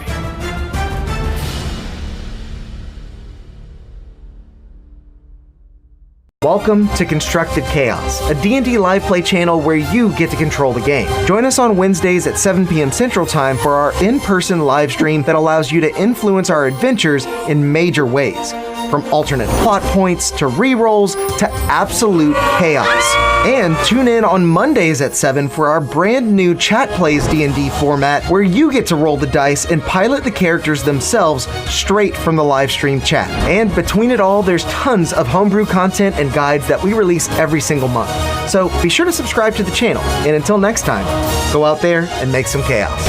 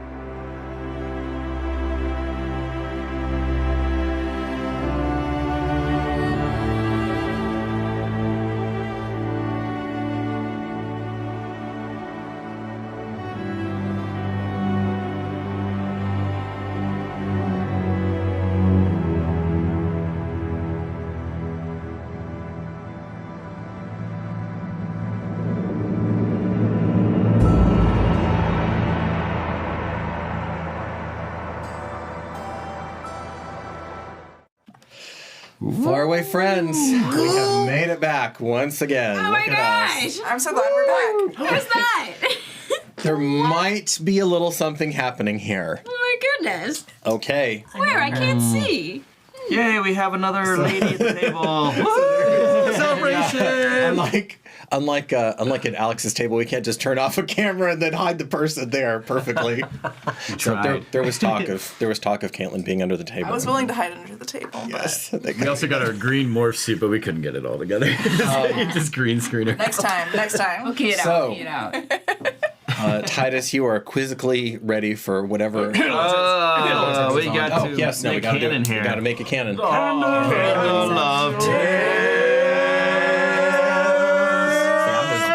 Ready to. quick. Ready to. Yeah, no, I was He was right ready there. to rock and roll. Welcome to the show, baby. Yeah. We sing here. All right, we got Welcome, Caitlin. Thank you. So far away, friends. So we have what's that? Oh, I thought the voice of the gods was gracing us there for a moment. AKA producer. Hallucinating again. It happens up here, believe me. So there you are, Titus. You're ready to take on whatever this is, because you do not know the backstory to this. You don't know how they got it. I see Devron going up next to it, I'm assuming, and entirely kneeling. within the small amount that, well, not the small amount, but with the amount of trust that he has within Devron, he kind of lowers his sword and kind of more so goes in that protecting mode. Okay, and Captain Julius is like, no, keep it up. Yeah. Then he's just like, I'd step to his side. We found it in the place where we left Wesa. that's up. We presume it's a blessing of Talak. it is. Ashtiani immediately goes to sees where Trisley was at. It's good that Trisley's so small, because they still seem to Grip's mind, they just seem maybe exhausted, casting some sort of great spell or something. Yeah. But I'll be right behind us, Gianni. okay, you see she brings her empowered halberd across, and there's a shimmer in the air as she sets herself between Beloved and any danger. So her title is Fist Ashtiani, and she is your general, the general of your people. She's also in absolute terror on a field of battle and personal combat as well. Love her. And she has Love her so much. she has figured out the riddle of how to use will working, aka arcane sorcery, along with fighting at the same time, because usually the metal grounds out the magic. Okay. Yeah, Devon, you see Lakala. Sight, sound, consciousness, sensation. The thoughts of 3 different beings swirling around, and all to be determined which of those you take, which of those you reject, what you recombine, and what you forge completely anew. And this is not going to be a voice. This is never going to be a voice. But you just know it's, as is the way of your God, it's time. How do you emerge? Gasping. Hand? Yeah. Kind of 2 breaks forth. Jurassic Park. All of this water. And you're coughing out. What does the party see? You see. A possibly gooky, very young appearing young woman, maybe appearing 9 or 10 years old. She would look human other than her sea green skin, her golden eyes. Her hair right now is slick and wet with gooky slime, but you see that it falls all the way down her back, and it's so light blonde it's almost silver. And immediately, though she appears to just be a strangely skinned woman, something seems off, and her presence might encourage some interesting feelings in everybody. Well, certainly the civilians and even the fighting men of the ship want nothing to do with this thing that's emerging from the thing that they already wanted nothing to do with. Amongst all the other things on this ship. Yeah, but this they were having to. Some of them had to sleep next to, or sleep nearby to. Everyone except for Mithra in the Fellowship is there, and Marcus says with just pure simple joy, "It's a girl." Daddy Marcus is daddying. Yeah, no, he is. Oh my god. And without pausing, he goes up to her. I imagine Devrin does as well. Yeah, Titus would Help try her to find like a blanket or something to cover her. Okay. You know? Yeah, she's Take off my cloak. Yeah, I'm naked. she's again. unclothed, but No, you is not acting as if that's in any way strange. She's not noticing For that. this table, it's not. Apparently. You're clothed now, though, right? So Finally, we're not yes. both naked. That just be too much on one ship. No, thank you. One energy. But yeah, But I would- she's slicking She's getting off of getting the her. goop off. Okay. and looking around, but not looking maybe as scared or confused as you might expect for somebody who just busted out of a weird pod into an unknown universe. Devrin, what are you doing? I am trying to get my cloth out and let me help you, please. Thank Wait. you. You speak. What language is this? Which of your languages are you speaking? Probably Valkyrie. Okay. You understand the mother tongue. Of course you do. You're speaking it back, I'm Yes, assuming. that Perry. And she starts to just look at Devrin. I look at you. I look at her face. What's her face look like? I mean, I really stare at the face. Any? There are hints of Wesa. It's not like somebody just palette swapped Wesa though. No, but This is a younger, different being. almost like a younger aspects to her. This is a different being, but there are echoes of what Wesa might have looked like at 9 or 10. You have the cheekbones of my twin sister.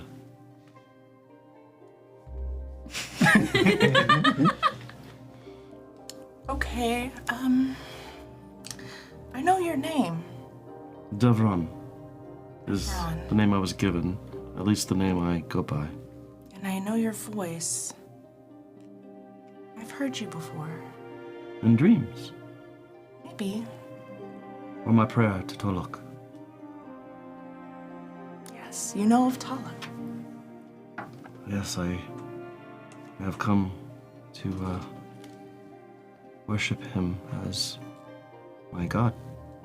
And these are his other followers. No. She's looking, scanning to see if other things are just ringing in her limited knowledge and memories that are slowly coming together. And This is my fellowship, my friends and lords. In some cases, he looks over at Titus, Lord Titus. Some things we'll need to learn, but they welcome what we knew would come at the sacrifice of my sister. She gave her will in sacrifice and dedication for you to come to be. yes, Wesa. Yes. You know Wesa. Because that's the only thing that he, Can we the only catch word that? that he looks up on is like What language are you speaking? 100% Daro. Daro. She'll switch to Daro. Yes, in some ways, I hold her. What is your name? I'm Lakala. Makala.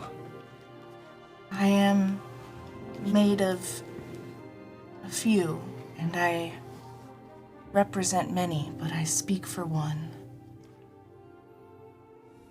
Funny enough, this is not the first time that I've met one of your gods, Devlin.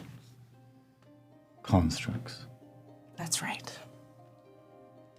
I am the construct of Talak. The true age must begin. You have Everyone looks up and almost like he gave that prayer and it seems to not come about. And how does one spell your name for the folks at home? What language would you like? No, I'm just kidding. That would be L-A-K-A-L. Calla. Thank you. A common problem in this universe because we were all debating earlier how to spell Tuea. Hey, literacy's new. Okay. We're all, language acquisition takes a long time, folks, to standardize. I usually use phonetics, but sometimes. Oh, yeah. Marcus cocks his head at that golden retriever angle of his that he hits sometimes, and he says, "You got your wits about you a lot. That's good. That's good. You know Deliciously then? I know of Deliciously. She's in your memories. Yes. Hmm. And a Kotzen as well. Yes, a Kotzen is one of mine. Ours. No, yours, but ours. Deliciously still in this world. Other side of the Kogi, I imagine, and he looks east. She's very much missed. She is a powerful creature, but she is confused. Well, it's a lot less exciting than when she arrived. I'll promise you that. Nothing to see here. And then that kind of goes back to like crowd control. Yeah, how was everyone That's what else I was reacting? moving back to. What you guys were doing, I would have moved back to Captain Julius says, else. absolutely ignore the green skin girl. Nothing going on amiss at all. Set North Captain, what was it again? Oh, my name? Yes. Julius. Julius, yes. Do you mind if is it okay if we get the pod off the ship now? Oh, wait. And she just Okay. is going in there and like picking out gook and kind of rubbing it in her skin and rummaging and looking through. And then you see her very quietly whispering into it. I'll put my hand in the goop and see how it feels. I kind of want to She look grabs into... your hand. No. This is the water of Tolok, no? It is not for you to touch yet. And she goes back to whispering. Okay. I love her. You, She's so great. Kala, yeah, you genuinely don't know what effect your incubation chamber would have on humans, even chosen. You don't know. It could be fine. It could be a disaster.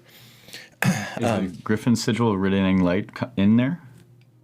Oh, in the pod? No. Okay, I just didn't know if that was part from Wace's body or whatever. Do we need to take this back on land for you to, like, Deliciously had a certain way of sleeping? Is this a sleeping place? She slept in the dirt. I will not sleep in dirt or in this. We should return it to the water. Oh, it's like a womb, it is.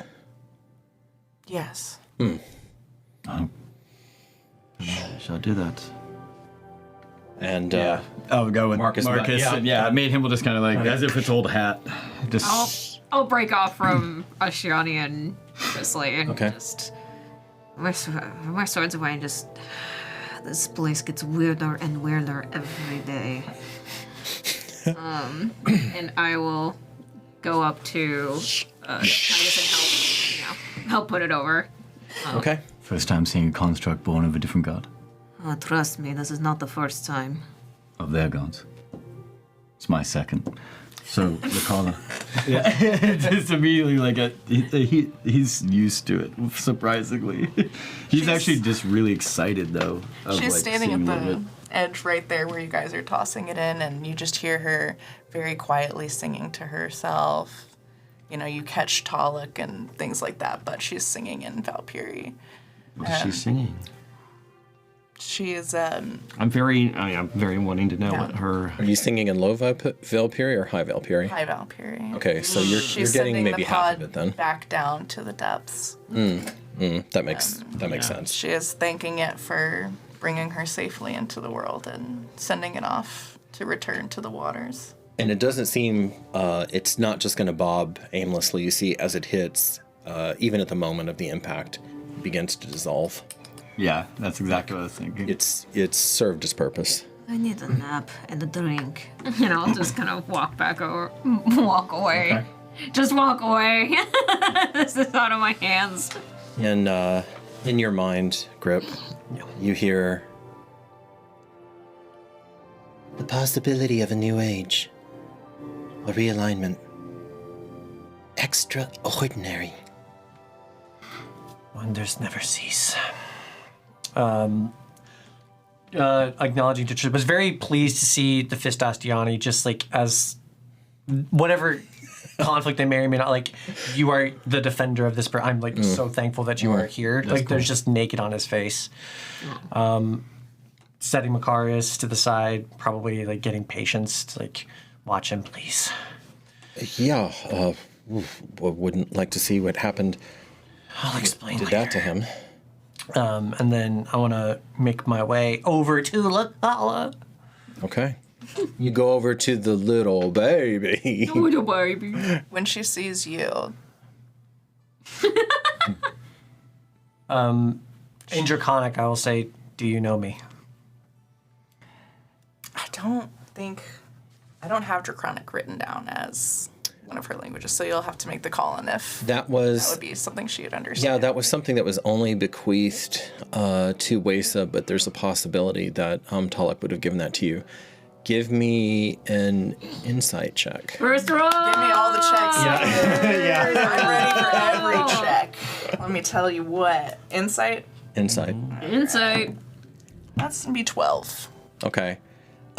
Give yourself like half proficiency. You can understand Draconic, but speaking it is going to be difficult. Rough. So she'll just answer you in Daro since she seems to think that's what most people are understanding. And I've seen something like your kind and memories of you in particular. Like a lightening of his posture a little bit. How much of you... He's naked from the waist up, scales shining in the fading light. Looking pretty beat up.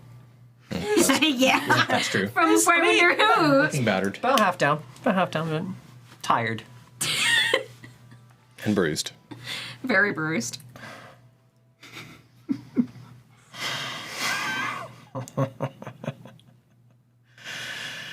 For once, I'm not the weirdest looking thing walking. Be nice. He says it like happily, like joyfully. Oh, okay. Like it's not chiding, it's not criticizing. I love it. She doesn't have much of a reaction. She doesn't have a concept of her looking strange or really any particular way whatsoever. You can call me Grip. Lakala? Don't jump overboard. Just go below decks. The captain. Echoes of the former ring in your head, no? In your dreams? What brings you all to this ship? I don't have knowledge of the things that took place since she went into the water. It is Go ahead, Devon. the short version. We're making our way back to our home called Geramentum. And on the way, we went to a place where a being, a deity, or an aspect at least, called Teal. You know that name?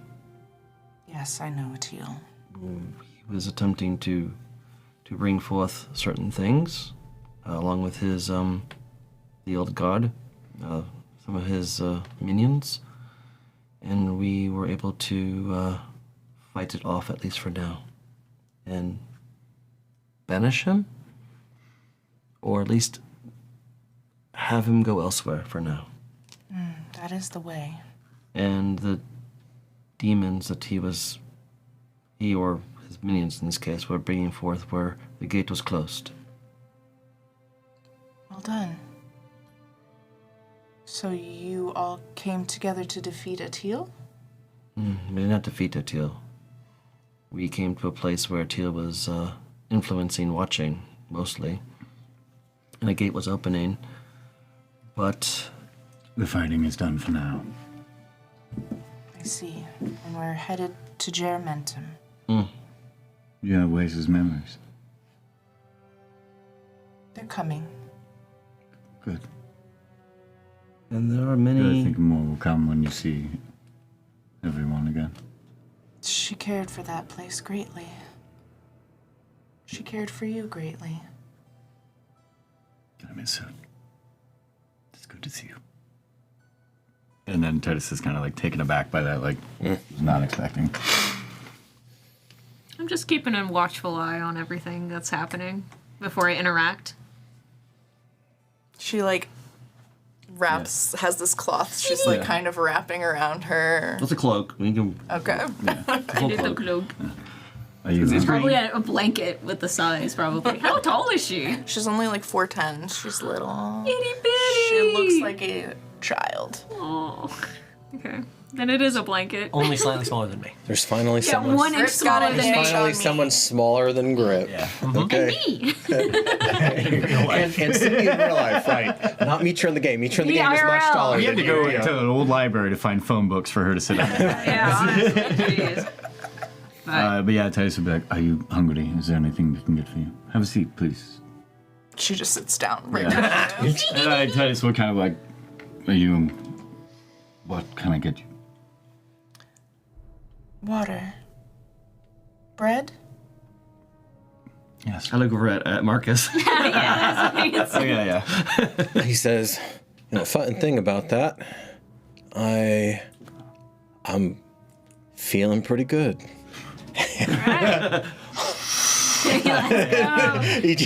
He gestures up and, beloved Tuea, please feed all bodies as a sign of your grace.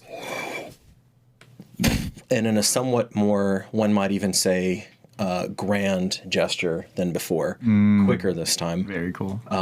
Instead of, and with more confidence, as he clears this, Lady of truth and justice. you, And peace. you, Lakala, feel another deity's presence. This one, though, not exactly aligned with Taluk, but certainly not hostile. And make a religion check. Religion check. Come on. Give him some religion. Some religion. 17. 17?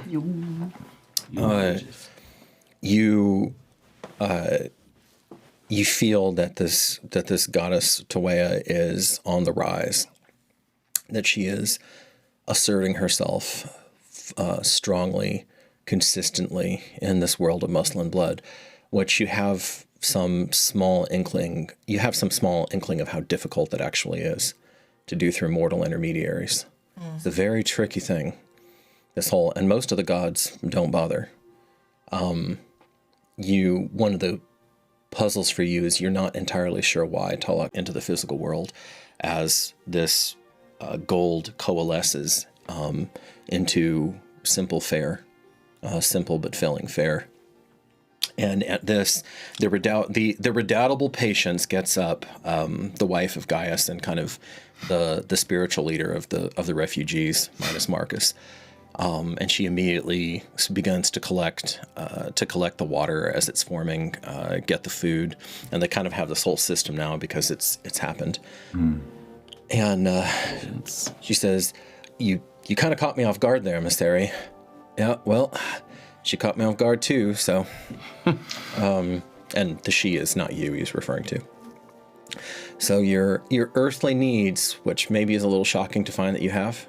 Because you knew no want or beginning or end in the pod. The pod sustained you. Yes, exactly.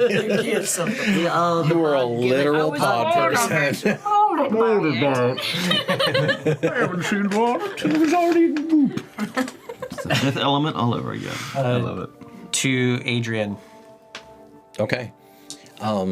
Adrian is just sat back, gobsmacked by this, but he did see the pod, so he at least had the context for it. And you see him kind of looking over there. Since Titus and Devon were like right with Lakala, you were a little bit, I imagine you a little bit back because you're also splitting your attention, obviously, between this event and then Trisley. And he's like, do you think she'd This is a once-in-a-lifetime opportunity. None of Nalishli's utterances were recorded or her sensations upon the day of her birth. Some things are not meant for posterity. Are you here? Well, that's not very helpful, Grip. Are you here? I'm here. Do you have any training as a physician? Yes. Will you look at Macarius? Oh. Right, he tried to stab a god. Okay. Oh yeah, that will. I don't think Grip saw what how it happened. Oh. What do you think he did on them? We can see. Maybe not. Probably, maybe not. Well, yes, he came out with that blood-curdling scream of his, and really should have. I don't know. One moment, Teal's hand was down, and then it was across his face. I've never seen anything move so quickly. There was a ripple, a distortion. I remember that distinctly. Yes, like a hitch in time, if you would. Something like that. Almost as though this boy was trying to pit himself against a natural law of the world. And he wrote, yes, I'll... Sounds like something he would do. He kneels down. It was enormously stupid, but it was brave. And he did it, I'm certain, because he thought you were in danger. We'll cross that bridge when we come to it. Will he live? Well, thanks to his own chosen essence and Marcus's intervention, I imagine so. He's, I'll stay with him. If his condition deteriorates, I'll let Marcus know. Thank you. No offense. I don't think he'd be much help in that regard. He's going to, looks like his cheek is broken. He's going to be down a few teeth, too. Oh, good. I'm supposed to be the pretty one. Right. Yes. It's about all Adrian has to say. That was great. Awesome. Okay. Yeah, then back to Tristan. Some time passes as with lightning, with admirable rapidity, the Fellowship just adjusts to the madhouse. And with the pod dissolved, with Lakala settled in and examining things and seeing so different from Nalishli's emergence. Yeah, Titus is just so far on edge the entire time, but also like, this is so much better. like he's just like, oh my god. She knows things. Because the reality is the first time you saw Nalishli, she's the same height as him, and also the same like well, not quite, but yes. But yeah, I mean, she's beefy. She's 6'2". Beefy. So it's just like 11,200. So I think it's like almost like that paternalness of like just. I'm glad you're here. Like it's like actually because you're just as tiny as any small child would be. Wesa was to Titus, so he's kind of like seeing that, and it's kind of like making him feel a lot more comforted after the last conversation that they have. And Nalishli also almost killed you by blasting you with a ray of. She was trying to kill a dog. That's true. I stopped it. You stopped it, but that was a bad hit. Hey, guess what? If she would have killed a dog, I'm pretty sure that this stream would have got off on a very different. That is entirely fair, Don. That is entirely sorry, fair. Folks. And you get to see with your own eyes now instead of through another's, the beautiful eternal, because to you it is beautiful. The beautiful eternal dance of Coatl handing off regnancy to the Dread Mother as a day gives way to night. Yeah, every once in a while they notice her just like staring off at something like really innocuous or whatever, but she's just taking it in, you know? You see all of these holy acts happening all around you in the world of muscle and blood. Everything you can see is sacred because you've just been formed, you've just been taken from a higher plane of existence and molded for this one. She's kind of taken aback, actually, because she came to be here as a piece of one God, and that was all that she was. And she is starting to remember other things, but just like seeing all of these other Oh, it's shocking. powers and other deities at work and other influences at work. She is having to really center herself to remember who she is, why she's here, what she's birthed for. Matter of fact, that was the next set of questions. I wasn't engaging. You're also treated to people peeing off the side of the ship, babies vomiting, other people getting tended to, the odor of 60 people crammed into close quarters over several days. Observer. Speaking of which, can I get like a read? I don't know. Yeah, After I kind of would take a observing step all back day. and kind of started helping out. Can you? May I? What are you looking for? Mother man? I guess like I think this is like my first encounter with like a construct besides maybe Trisley. Depends on what you think Trisley really is. Yeah. True. I don't know if I can get a read of like possible motives, maybe like that's fair. Yeah. I don't know, some like It's a a vibe deeper check. read. It's a vibe check. Vibe check. Okay. Give me an insight roll. Please. Oh, thank you. Holy shit. 25. You've been rocking those. That was you've been- insightful. Hey, I've been watching you all day.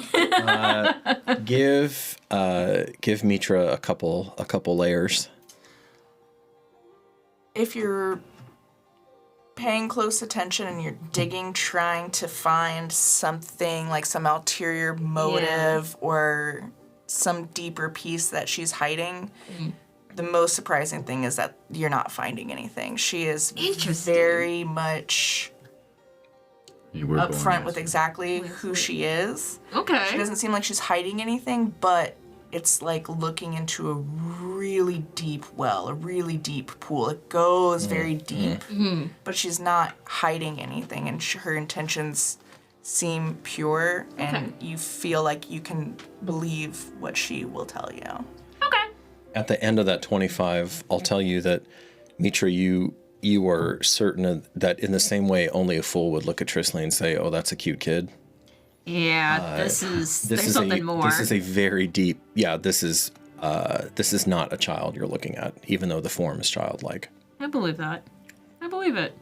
And at some point, she is sitting there cross-legged with her little cloak wrapped around her, and then she starts to kind of rock, almost like she's in like a little trance, and she's singing, hands of my hands, feet of my feet, hands of my hands, feet of my feet.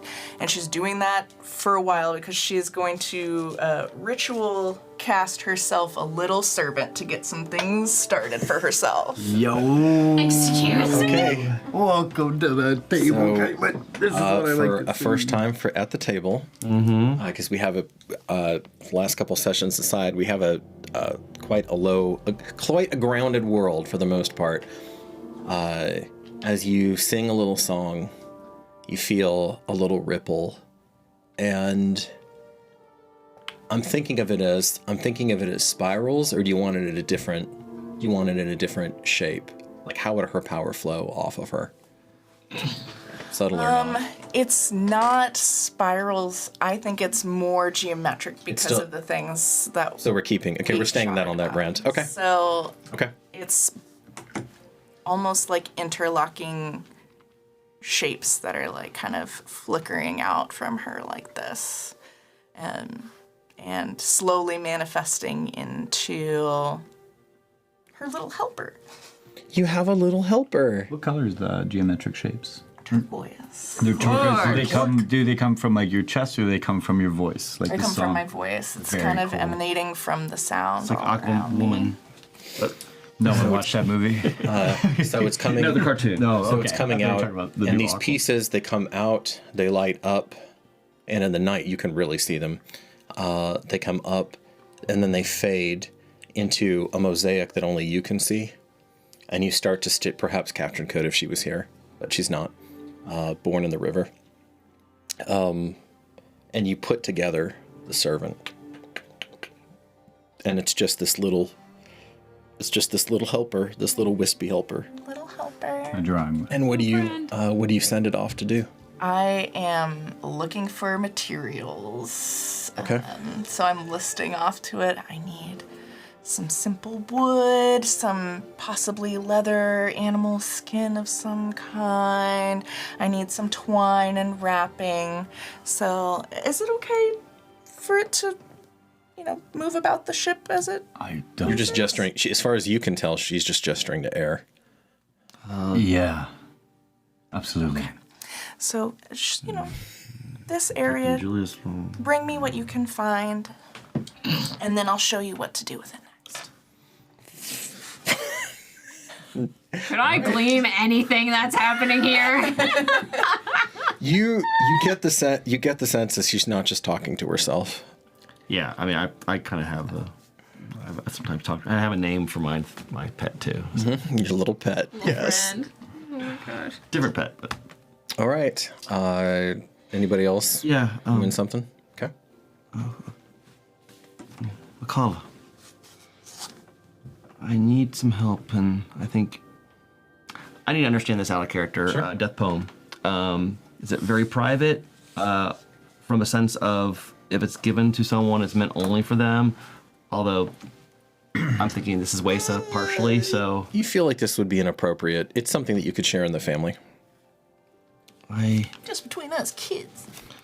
This is a partially translated poem, death poem from Wesa, and I believe you perhaps can help assist me since you know the language so well. Would you mind assisting? Of course. It may be of interest to you from where the past you came from. So I will work with her to translate. Okay. Show Caitlin the two pieces of it that you've already deciphered. These two right here. The first. These ones here. I was expecting it to be a cat's cradle, dude. That would be great for Devron. That's what I was thinking. I was like, Little dude, cat's cradle. That's what you have so far? That and the back and you're gonna be married when you're 30. Meanwhile, guess where I am? In the pod. In the pot, no. No. But that'll be. It's like, okay, I almost made a really gross analogy. Maybe I'll put that. I'll do that in the bonus. I'll do that in the Thank bonus. God. Save some. Yeah. Subscribe to our Patreon. Yeah. Angel Be Gross. Yeah, it's pretty gross, but it is apt. Okay. Patreon.com/ for gross angel content. You are up in the crow's nest. No, what are you doing? Just doing what I always do, stargaze. Are you in the aft of the ship now? Like on that? I'll say it. Are you on the poop deck, or you go off and okay? I'll be like kind of separated as I can be, but still keeping an eye on whatever is happening over there. I don't know, but still close to Ashtiani. Maybe if she's done like tending to Drisley, I'll beckon her over. She looks. Through long association, you know that she was about to seek you out. She comes over, the soft clink of her unique armor, which she made herself, enchanted herself as well.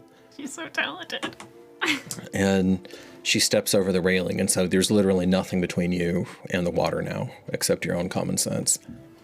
And instead of sitting down, you know how she is around strangers, she leans in a relaxed pose like a great cat at rest against the railing behind her. All right then. What in the eight hells happened here? Well, I educated some friends over democracy. It was interesting, but... Oh, I mean with beloved. You confronted... Okay, this is what I know.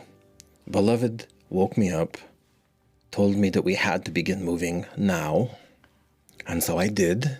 Mm-hmm. And as you can imagine, Justikar Mirza just about crapped his pants when she said that if he came, they foresaw nothing but calamity, because apparently he's strong enough to wield Zed. And out of character, that is the wish spell, which his character's grandfather invented. and that was part of what Atil was counting on. And so I'm not quite that strong. So, Oh, I disagree, but go on.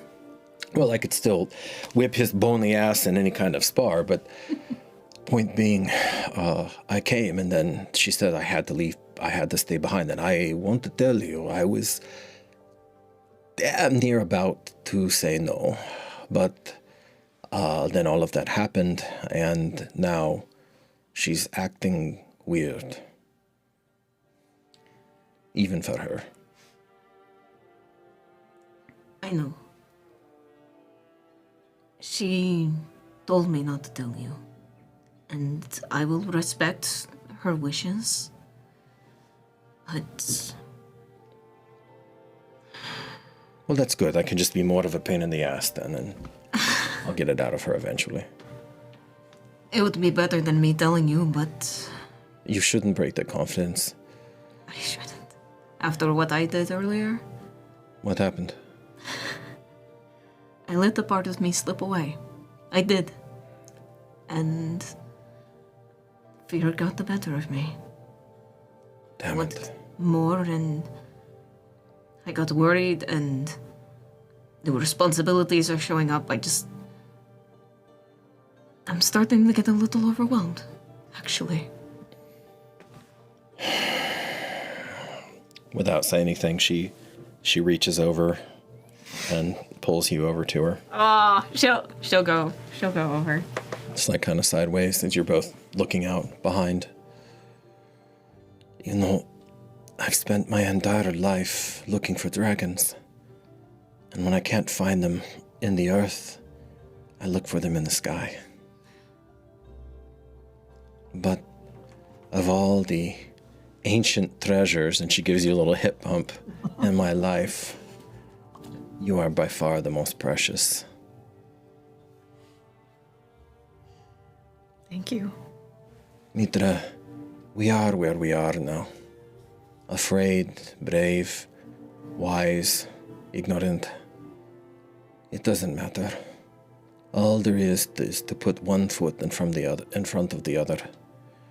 And, oh, by the way, I think I've made my decision. Oh? Bending our survival, as I always say. I think it's going to be north. I think that's where we have to go. I know we still have to vote, and Beloved has not said yet what their preference is, not publicly anyway. I'm sure she'll go with whatever we say. She'll agree. And plus... Do you think we should go? Do you think we should go north? I think you know perfectly why I think we should go north. But that is something that I will not share with the rest of my party. No, I understand. Not that I'm ready for a prophecy to come true or anything, but You're going... She looks over her shoulder. You're going to have to tell them eventually. You know this. I know. It always comes... These things always come out. I know. I got close with Grip, though. And But I then... think he doesn't want to look at me for the rest of his life. However long that is, or how long I last. He called me old. Would you believe that? Oh, shut up. Stop laughing. She cackles. Yeah, I just gotta let you get the check. I'm not... Do I look old? Is it because of the eye? It's not because of the eye. I can't rule it out. Now, that tells me everything. She takes your face in both of her hands, and then she softly but passionately kisses you.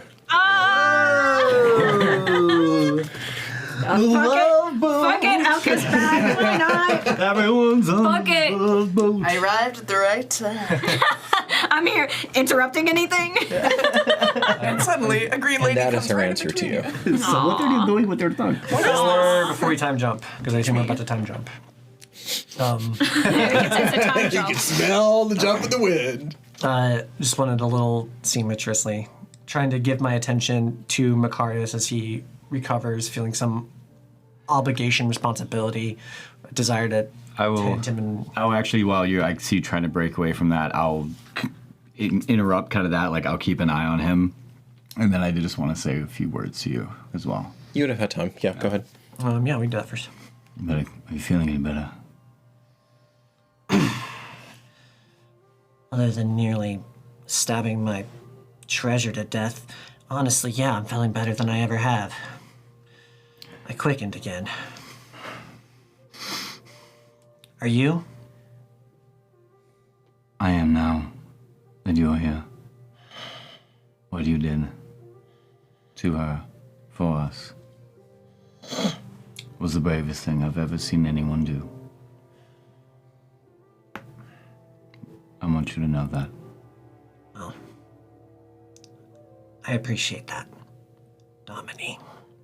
Titus.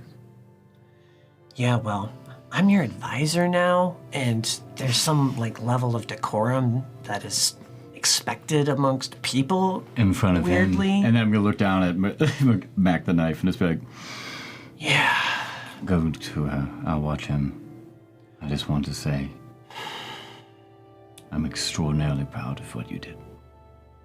You know he would have been dead without you, right? Who? We. Like we would be here without you. Yeah, well, that was... I don't know what it was you were fighting against or why you were naked, but... That is the kind of battle they sing songs about. I'm sure they will. Your selflessness is what saved the day. Don't give me too much credit. I never do. Go. So yeah, at some point, dividing my attention between Macarius, wanting to spend as much time with Trisley as possible.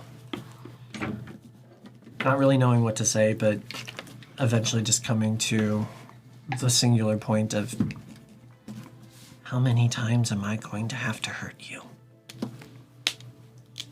Trisley reaches down, and with that uncanny influence that they have over the world, there's a ripple. It's not like Deverin's mage hand, or really any coherent act of will. It's something deeper than that, higher than that, maybe. You're not sure. You are, after all, only a lesser genius. That's true. Don't remind him. And without Inflate his ego. Without touching Mac's troubled brow, they smooth away the wheat-colored hair.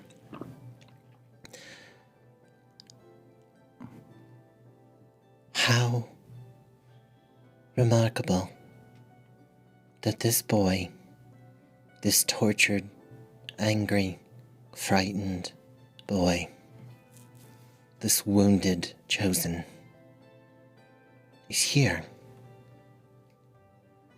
I did not see him in any of the lines that I ran down, Habibe. I'm sorry, what was that question? He heard Toya's call. Like I did. Yes. There's something else. Do you know how Atil and Toya are precisely the same? I have not heard such said before. No, I wouldn't imagine so.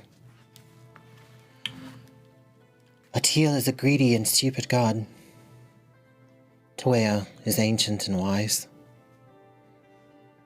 And yet both of them understand that in the world of muscle and blood, the most profound thing that they can influence are hearts and dreams. And unbidden, you start to see an unshed tear forming in their eye, and then gone. He is the miracle. He is an animal. He will need you. I know. But I don't know if I can manage. He's more than a little like me, but I can't. I tried to stop him. Why?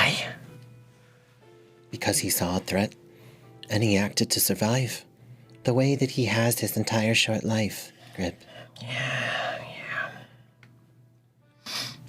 He almost died because I wanted him to be here. You almost died because I can't stop myself from being who you need me to be. And I wouldn't if I could. How am I going to have to harm you next? Because I don't think I'll be able to survive that.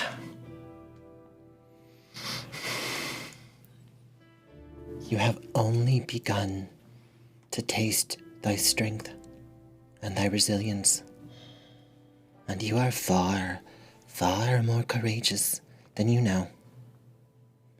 In you sings the blood of patriarchs and will workers and magnificence. You will always, always rise to the occasion, Agrippa Dawnsfire Aeneas, in this life or the next. It is not myself for which I fear. It is them. I didn't make any promise that it would be pleasant. The true path rarely is.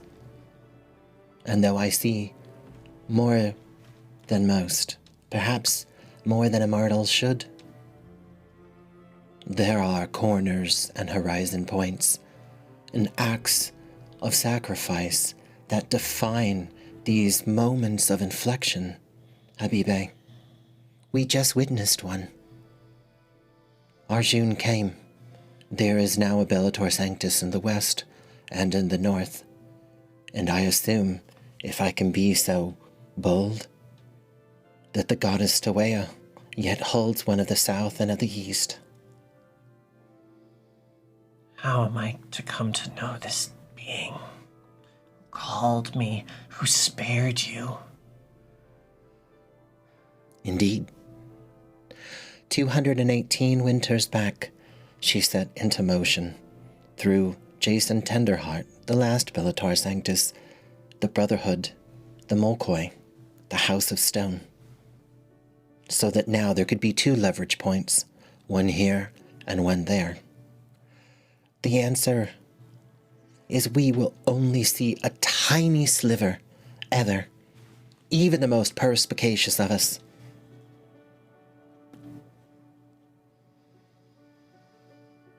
But you see enough.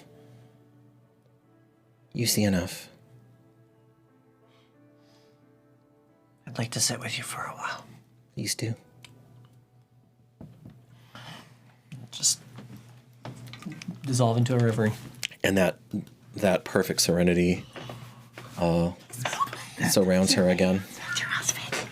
Make an insight check. Insight. No time has passed, so this is a disadvantage. It is, but because it's about your Habibe, it would be at advantage. So just a straight roll. No. So just a straight -2. Look at you, buddy. Jeez. Moving up in the world. Total of 13? Yeah, that's pretty good. Are they trying to actively? Okay, mark this. That is a good question. Yo! Mark this moment when you look back and when tragedy befalls you. You will come back and you will look at this moment and you will know that there was a disturbance in the tranquility that you could not see or process at the time. But in this moment, you think all is restored and you believe that Trisley's lethargy is just about having worked great will and been in a massive battle. Sounds exactly like my anxiety. Like looking back at something that I thought was totally real. Totally We're over that. In retrospect, something was wrong. I'm here for you, Caitlin. What can I say, you know? Therapy? What can I say? Totally fine. Nothing going on. What else would I am unsettled by that description. Yeah. Well, Domini, I have to say, I am heartbroken to announce that around that bend is Germentum. Hallelujah! And This, of course, is Captain Julius. Of course. He's ready to get this over with. Have you been bad guests? He says, I almost believe that you're an ingenue out of the sea. I almost believe it. Show her before myself. And you, If he really throws that at her, minor illusion, just a little beautiful mini rainstorm falling in her hands for him. And she says, "Don't believe in me. Believe in the power of Talak." I absolutely do, and that is my issue and challenge. He's a liar. I'll pat the captain on the back. Okay. He says, "Oh, no. See, I understand that I am captaining this ship with about half a dozen individuals that could fart the ship to pieces. So..." You understand where your place in the world? It's been real. Oh, I've always understood my place in the world. It's been fun. I can't say it's been real fun. Don't worry, Captain. Your secret's safe with me. And he says, and you know what? I don't even mind that some of my leather has gone missing. It's fine. There are some things that I'm just not going to inquire into. You know? I did ask permission to look around. Look around. Yeah. How long did I have? I'm sure you did. How long did I have to actually, how long has it been since that time jump? It's been, let's see, would have taken you guys... 1 day? About a day. Yeah, about a day. Was it long enough that I accomplished making what I was trying to make? You can just get rid of that exhaustion right now. Doesn't matter if I get the Sorry, points. what's that? Was it long enough that I accomplished making what I wanted to have my servant make for me? I think you could cobble together the first item, yes. Okay, cool. Yeah. Okay. Whatever that is. You've kept it as a little secret. Oh, no, okay. No, she's carrying it. She's very proud Okay. and excited that it's here. And you see she has a little hand drum.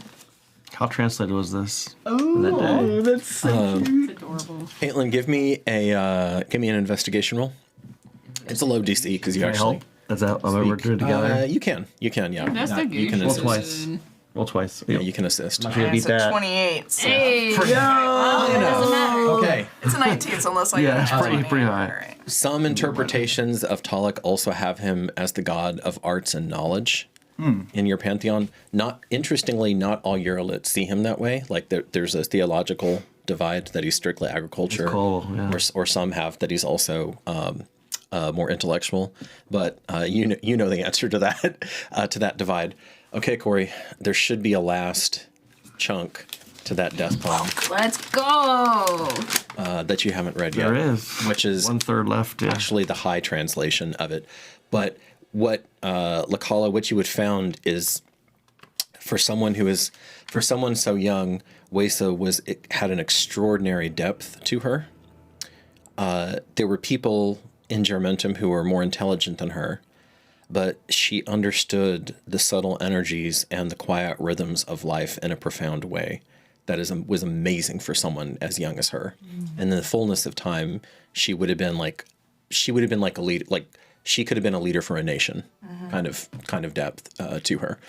And as you're running through, you see that she has framed her death poem in such a way that all of that, instead of there being the mirror of the public face, the private face, and then the secret face, instead of one being more true than the other, all of them hold equal weight. Yep. At some point when she was translating with Devrin, tears start to fall out, but she's not acting or looking sad, but the tears are just coming as she's unintentionally channeling Wesa's feelings as she was writing this. Okay. I'll hopefully notice that or try to notice that. And Sure. I myself are probably tearing up over this as well. That's pretty good. This is what observation? Roll for tears. 17. Roll for sorrow. Oh, for her? Oh, Roll no. for sorrow. You would need a roll. Yeah. You would have caught that. Great. Then You guys have been spending almost every waking moment. I mean, on the ship, you basically can't get away from each other, even if you wanted to. So my attention was fully on this, Yeah. which is why I he had holds up this Buddy working on translation. her stuff. Thank you, Okada. Thank you. Of course, she cared so deeply about a lot of things, I can see that. but you were one of them.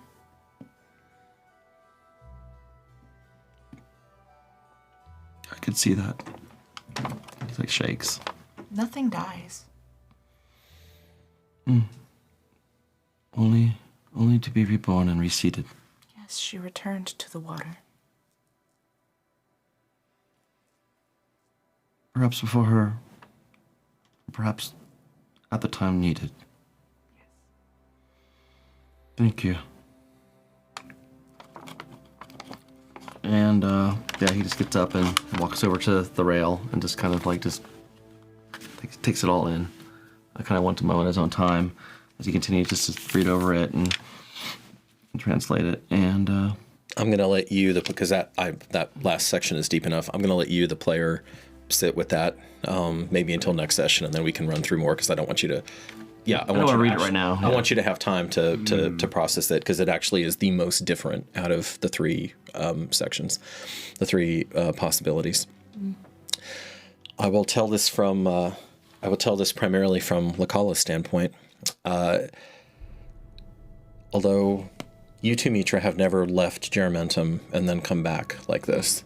Okay. On ship. This is, you two have, and Devrin, you kind of sort of, you've been around ships, so you haven't had this exact trip before, but this sensation is, it's always uplifting to come home, but it's not new. Like, you knew how it was going to likely. Yeah, I mean, I came from on a ship here in the first place. Yeah. With a lit great lady. This will be your 6th day here. I know, 6 whole days. 6 whole days, baby. So, but yeah, Marcus took him in like immediately. Yeah. As they round the final bend and the crack of the sail ahead of you, the cry of the gulls serenading you. You see Geramentum. You see the dream. You see the thing that Wesa gave her very best for, and eventually used herself as spiritual kindling to make you possible. And you are looking at a city that is battered, but still at its core is blessed.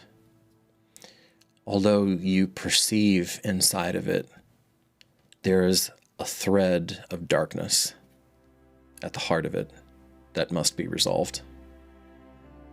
And that is part, you know, usually in this moment I would say in your bones, you know in your soul that this is specifically part of your mandate here. Of why Tolok would decide that now was the time, for the first time, to break all precedent, and for the first time to imbue matter with life in the way that he has, with unearthly life the way that he has, and to call you forth into service.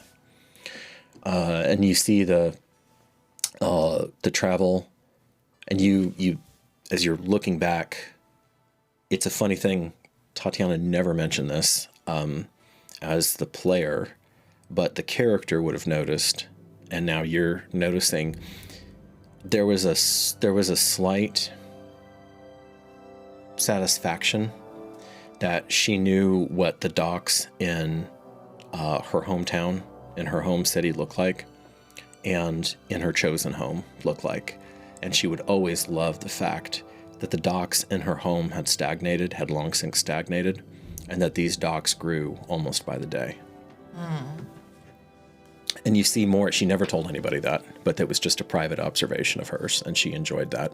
And now it bubbles to your consciousness, and you see indeed whatever the consternation or fear is of these people to the south, it's justified, because this town is going to become a city, is going to become a metropolis in the fullness of time, if it's allowed to survive and not strangled in the crib. And now, from the home game, the baby has pulled itself. I was thinking it. I wasn't going to say it. Like, I know. So many crib references. The baby has pulled itself over the crib. Has a leg. And has a leg over it.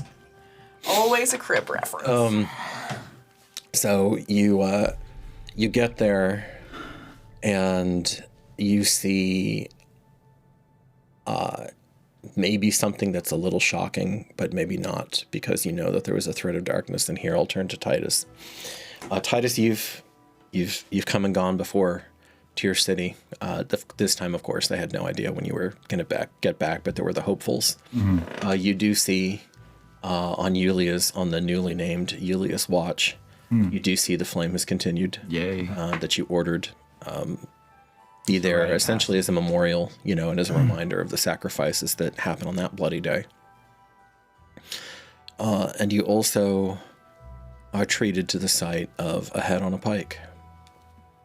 Can I make out whose head? Not for a while, and then you get closer.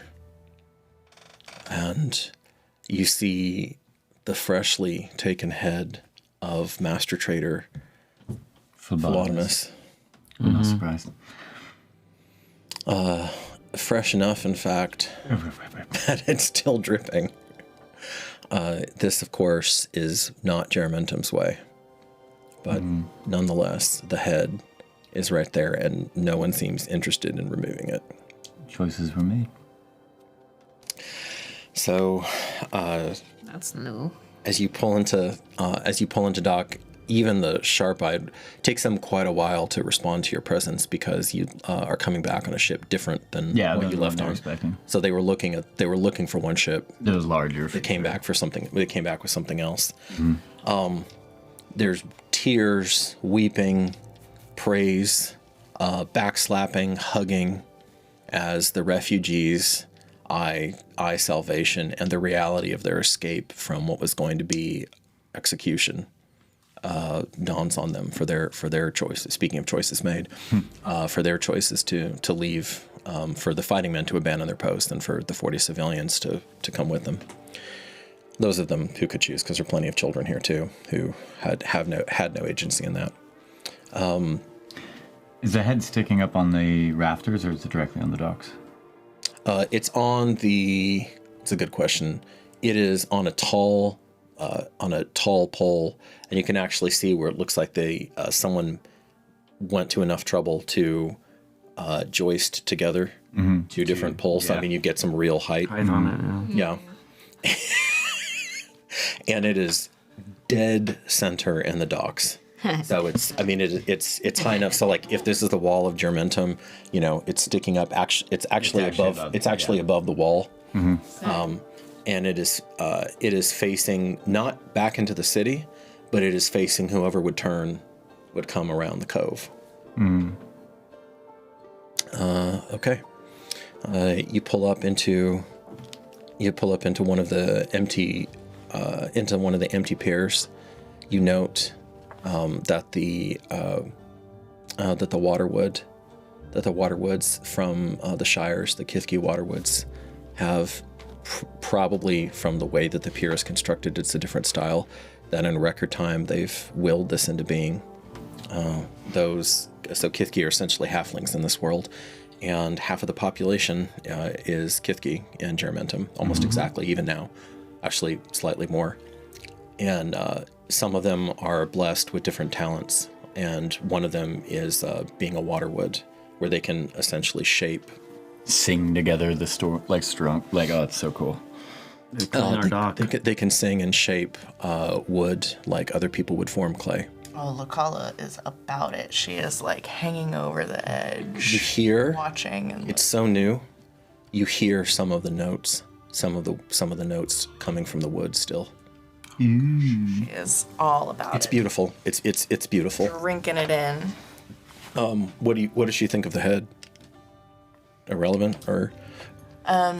She's just logging it away right now as information to explore. She's got a lot of questions. At some point, I feel like she might have approached Grip.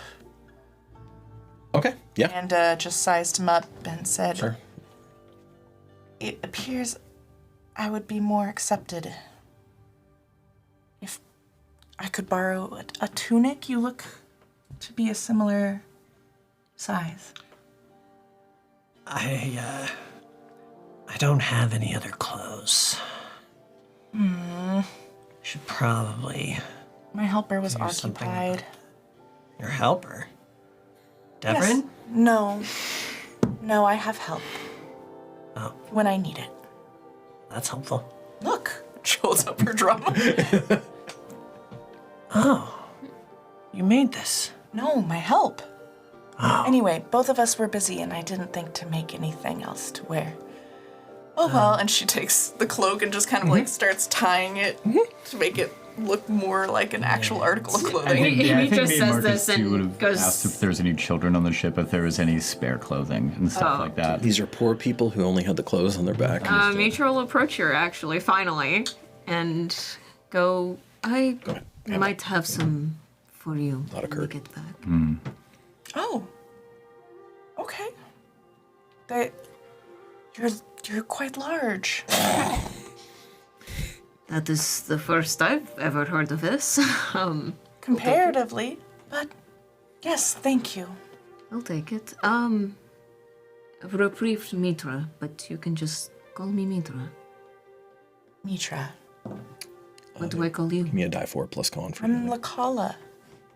Lakala. Nice to meet you. Yes, well met. Does this seem okay for now? Mithra will kind of like, I guess like make it look more presentable in like a tunic. Tie it up in just the back like, of me a little bit. Sure. Just- a little cut here to make it hang correctly. Okay. A little something. Perhaps Mithra, this will work. And I actually pull out Luisa's old tunic. Perhaps you can adjust this. She was like 5'2". I was thinking the same thing. Yeah, she's 5'3". Yeah, 5'3". So she was taller, but not impossibly. You have Wace's clothing. I do. It took you a while to tell me about that. Mithra will actually laugh in real life. Oh, I'm going to like you. And then I'll do the little adjustments just so it, like, is not like a dress, but more of like. Okay. Just the something right you can timing. To the captain. Roll the cuffs up. You'd be welcome in the city. I know you need to effect repairs. I know you want to leave, but you should get your ship fixed first. Oh, I have it on good authority. We probably don't want to hang out. He points to the head. Go see Jabilo. He told me. That guy. Jabilo. Is that your harbor master? Yes. And then, how far away are we from the dock too? I mean, you're in the process of docking now. Oh, okay, Titus would hop off of the dock. Okay. Walk over, and entirely he's going to take that pole and he's just going to twist it and break it, and then twist and break it all the way down until he's kind of holding it. And then he's going to make his way in without saying anything. Okay. That's not normally the way of things here. I'm sure it isn't. Whatever, but you have done us a great service. We will help you fix your ship. Well, all right. Advisor. Go, I'm going to give that to him. He says, okay, go terrorize someone else. And, I will hopefully not be talking to you anytime soon. Malay. And he bows. Scared of a small green thing. That can eat him. Skilly. Little creature. Yeah, that was the 27 intimidation roll that he slapped him with at the beginning. Awesome. Awesome. Okay, so Macarius has kind of been in a daze. Like something's not quite right with that kid, like he's there, but finally he's like, this is the rotten place. He wakes. Ave, Macarius. Why are you cursing at me? Hit your head, did you? No, that green-haired bugger slapped the taste out of my mouth. Yeah, that was a god. That's why I was trying to get you to stop from attacking him. Couple teeth. Yeah, well, I'm supposed to be the pretty one. Shh. This my god. Shh.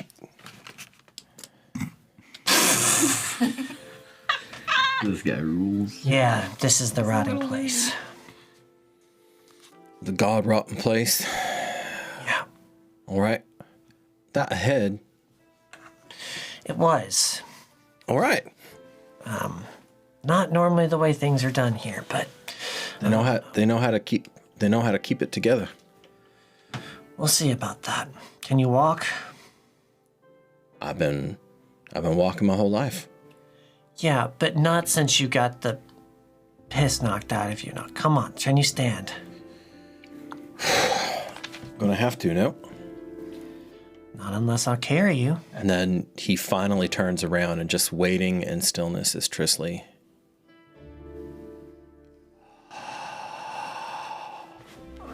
And you see there is no guile in his face. There's nothing. I'm not going to make you make an insight roll. Instantly. And it might have something to do with the fact that this is your twine soul, but of course he has no sophistication to know that. Hello. I am beloved Trisley. What a pleasure. Macarius, isn't it? Although I believe you go by the sobriquet Mac the Knife. Pretty. I didn't think a fit vision like yourself would be cussing at me either. And Sobriquet just means the name you go as when you work. why don't you just say that? I like sobriquet better. Oh, all right then. I like it too. And okay, I can walk. You be needing help? He looks down at Trisley.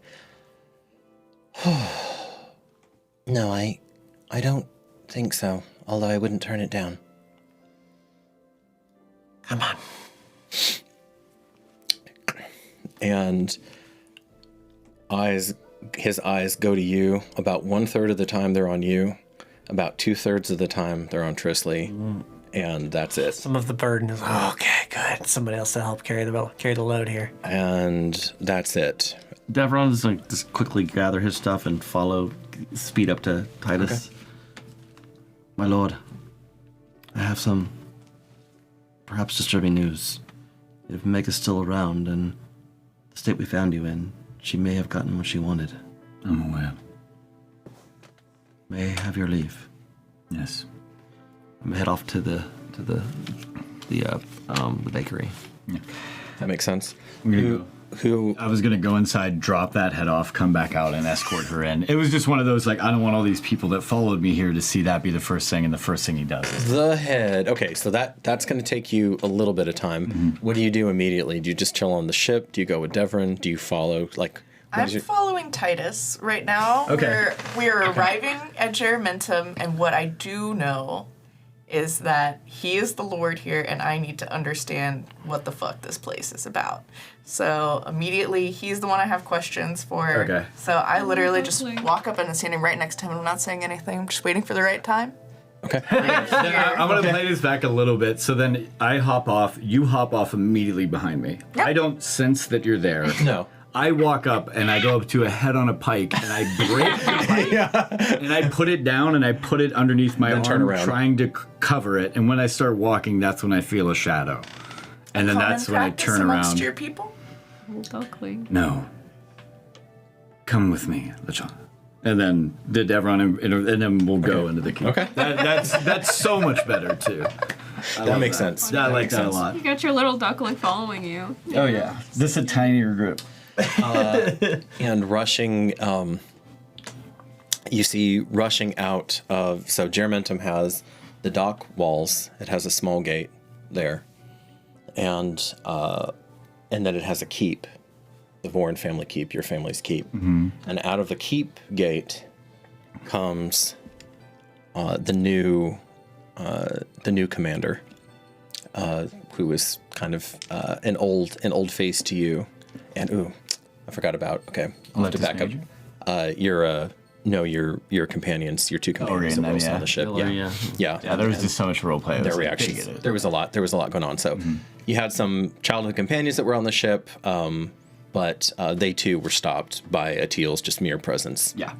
Basically normal people can't even. You okay, Titus? Can't even attempt to approach gods. So, of course they would have been following you too as well. Just they have never seen a head on a pike in Germentum. Mm-hmm. That's not part of their life. Mm-hmm. So they look at each other and they know something horrible happened. Mm-hmm. And you see the father of one of them, now the commander of the military, what's left of the military here, Lepidus Major, who was a retired member of your hierarchy, blacksmith, comes out, very, very slight limp, just burly as all hell, looking a little bit more white in the beard, and in the hair than the last time you left him. Understandably so. And it's been 5 days. This guy's got to sing a lot. It's been a rough. It's been a rough time. 10 now. 10 days. Yeah. And he salutes you and then says, Domini, blessings to you, and Lord of Light smile that you've arrived home. Oh. Lepidus. Fine. Okay. All right. He Lepidus Major, Lachala. Be washed in the waters of Talak. Are you surprised? Awesome. Ave. Yeah. He goes over and tries to shake your hand. Yeah. This huge, this ham hock. And you kind of see. Cool. Right. Your lady sister, she said she would like she wants to talk. She caught him. We caught him. She caught him, but he was a spy. Understood. Like, a lot.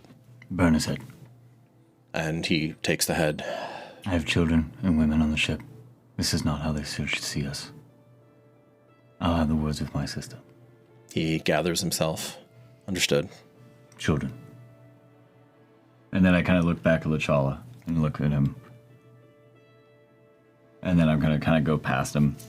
Like, still to salute the regality of that. Like, thank you for everything you did, but, like, come on, man. You know we're better than this. And just trying to communicate that with establishing that dignitas of knowing that, like, you know where we're from, you know what we are, and you know that we're better than that. And I know that you were following orders, but at the same time, sister orders from me. He just bows. 100%, yeah. He just bows deeply, and for the first time in his life, because this is a tough mofo. 100%. This is a tough, like I know blooded veteran. Orders, but and he bows. He does not meet your eyes. He just keeps his eyes on the ground. Yeah. As you're doing that. Oh, you shamed him. Yeah, as we're out of... As you go into the keep, yeah. You brought him great shame. Oh, we're better than what you saw. You are not brutes. Again? You are not brutes. No. We're better than that. No matter the crime. We'll see. Okay. And then he's going to kind of be taken aback and back. You are like Wesa. You pass by the spot where you first met Wesa on your way in. That's 100% where that interaction happened. Mm-hmm. And he looked down and looked up. That's great. Where she talked you into a prime real estate for her pie. And Mira thought she was trying to kill me. Mm-hmm. Yeah. Corey's old character, yes. Yeah, it's so great. You see, we will end this particular session as you see the battered but unbroken figure of your lady sister on top of the keep in the same and for some reason there's a chill that goes over you as you look, and she looks more like your mother than you've ever seen before. Head whipping in the wind, shawl around her, a desolate expression on her face that you shouldn't be able to see from this distance, but you just know. Like I feel it. And you enter the keep. And that, friends, is where we will pause the tale. In the queue. Okay. Keep it up with There the we boards. are. There we are. Welcome home. And welcome, Caitlin. Yay!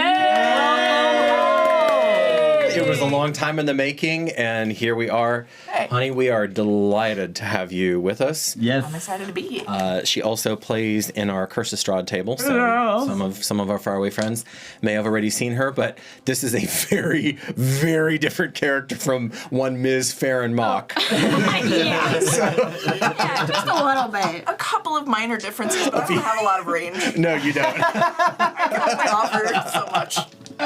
So hopefully you enjoyed her introduction, and if you're just joining us for this beginning, this is a great entryway point, and we will continue to delve deep. Next session is going to be a lot. All right, take care. Great. And as you go on about your business out there, stay safe, stay curious, and we hope to see you back here next time. Thank you so much. Bye.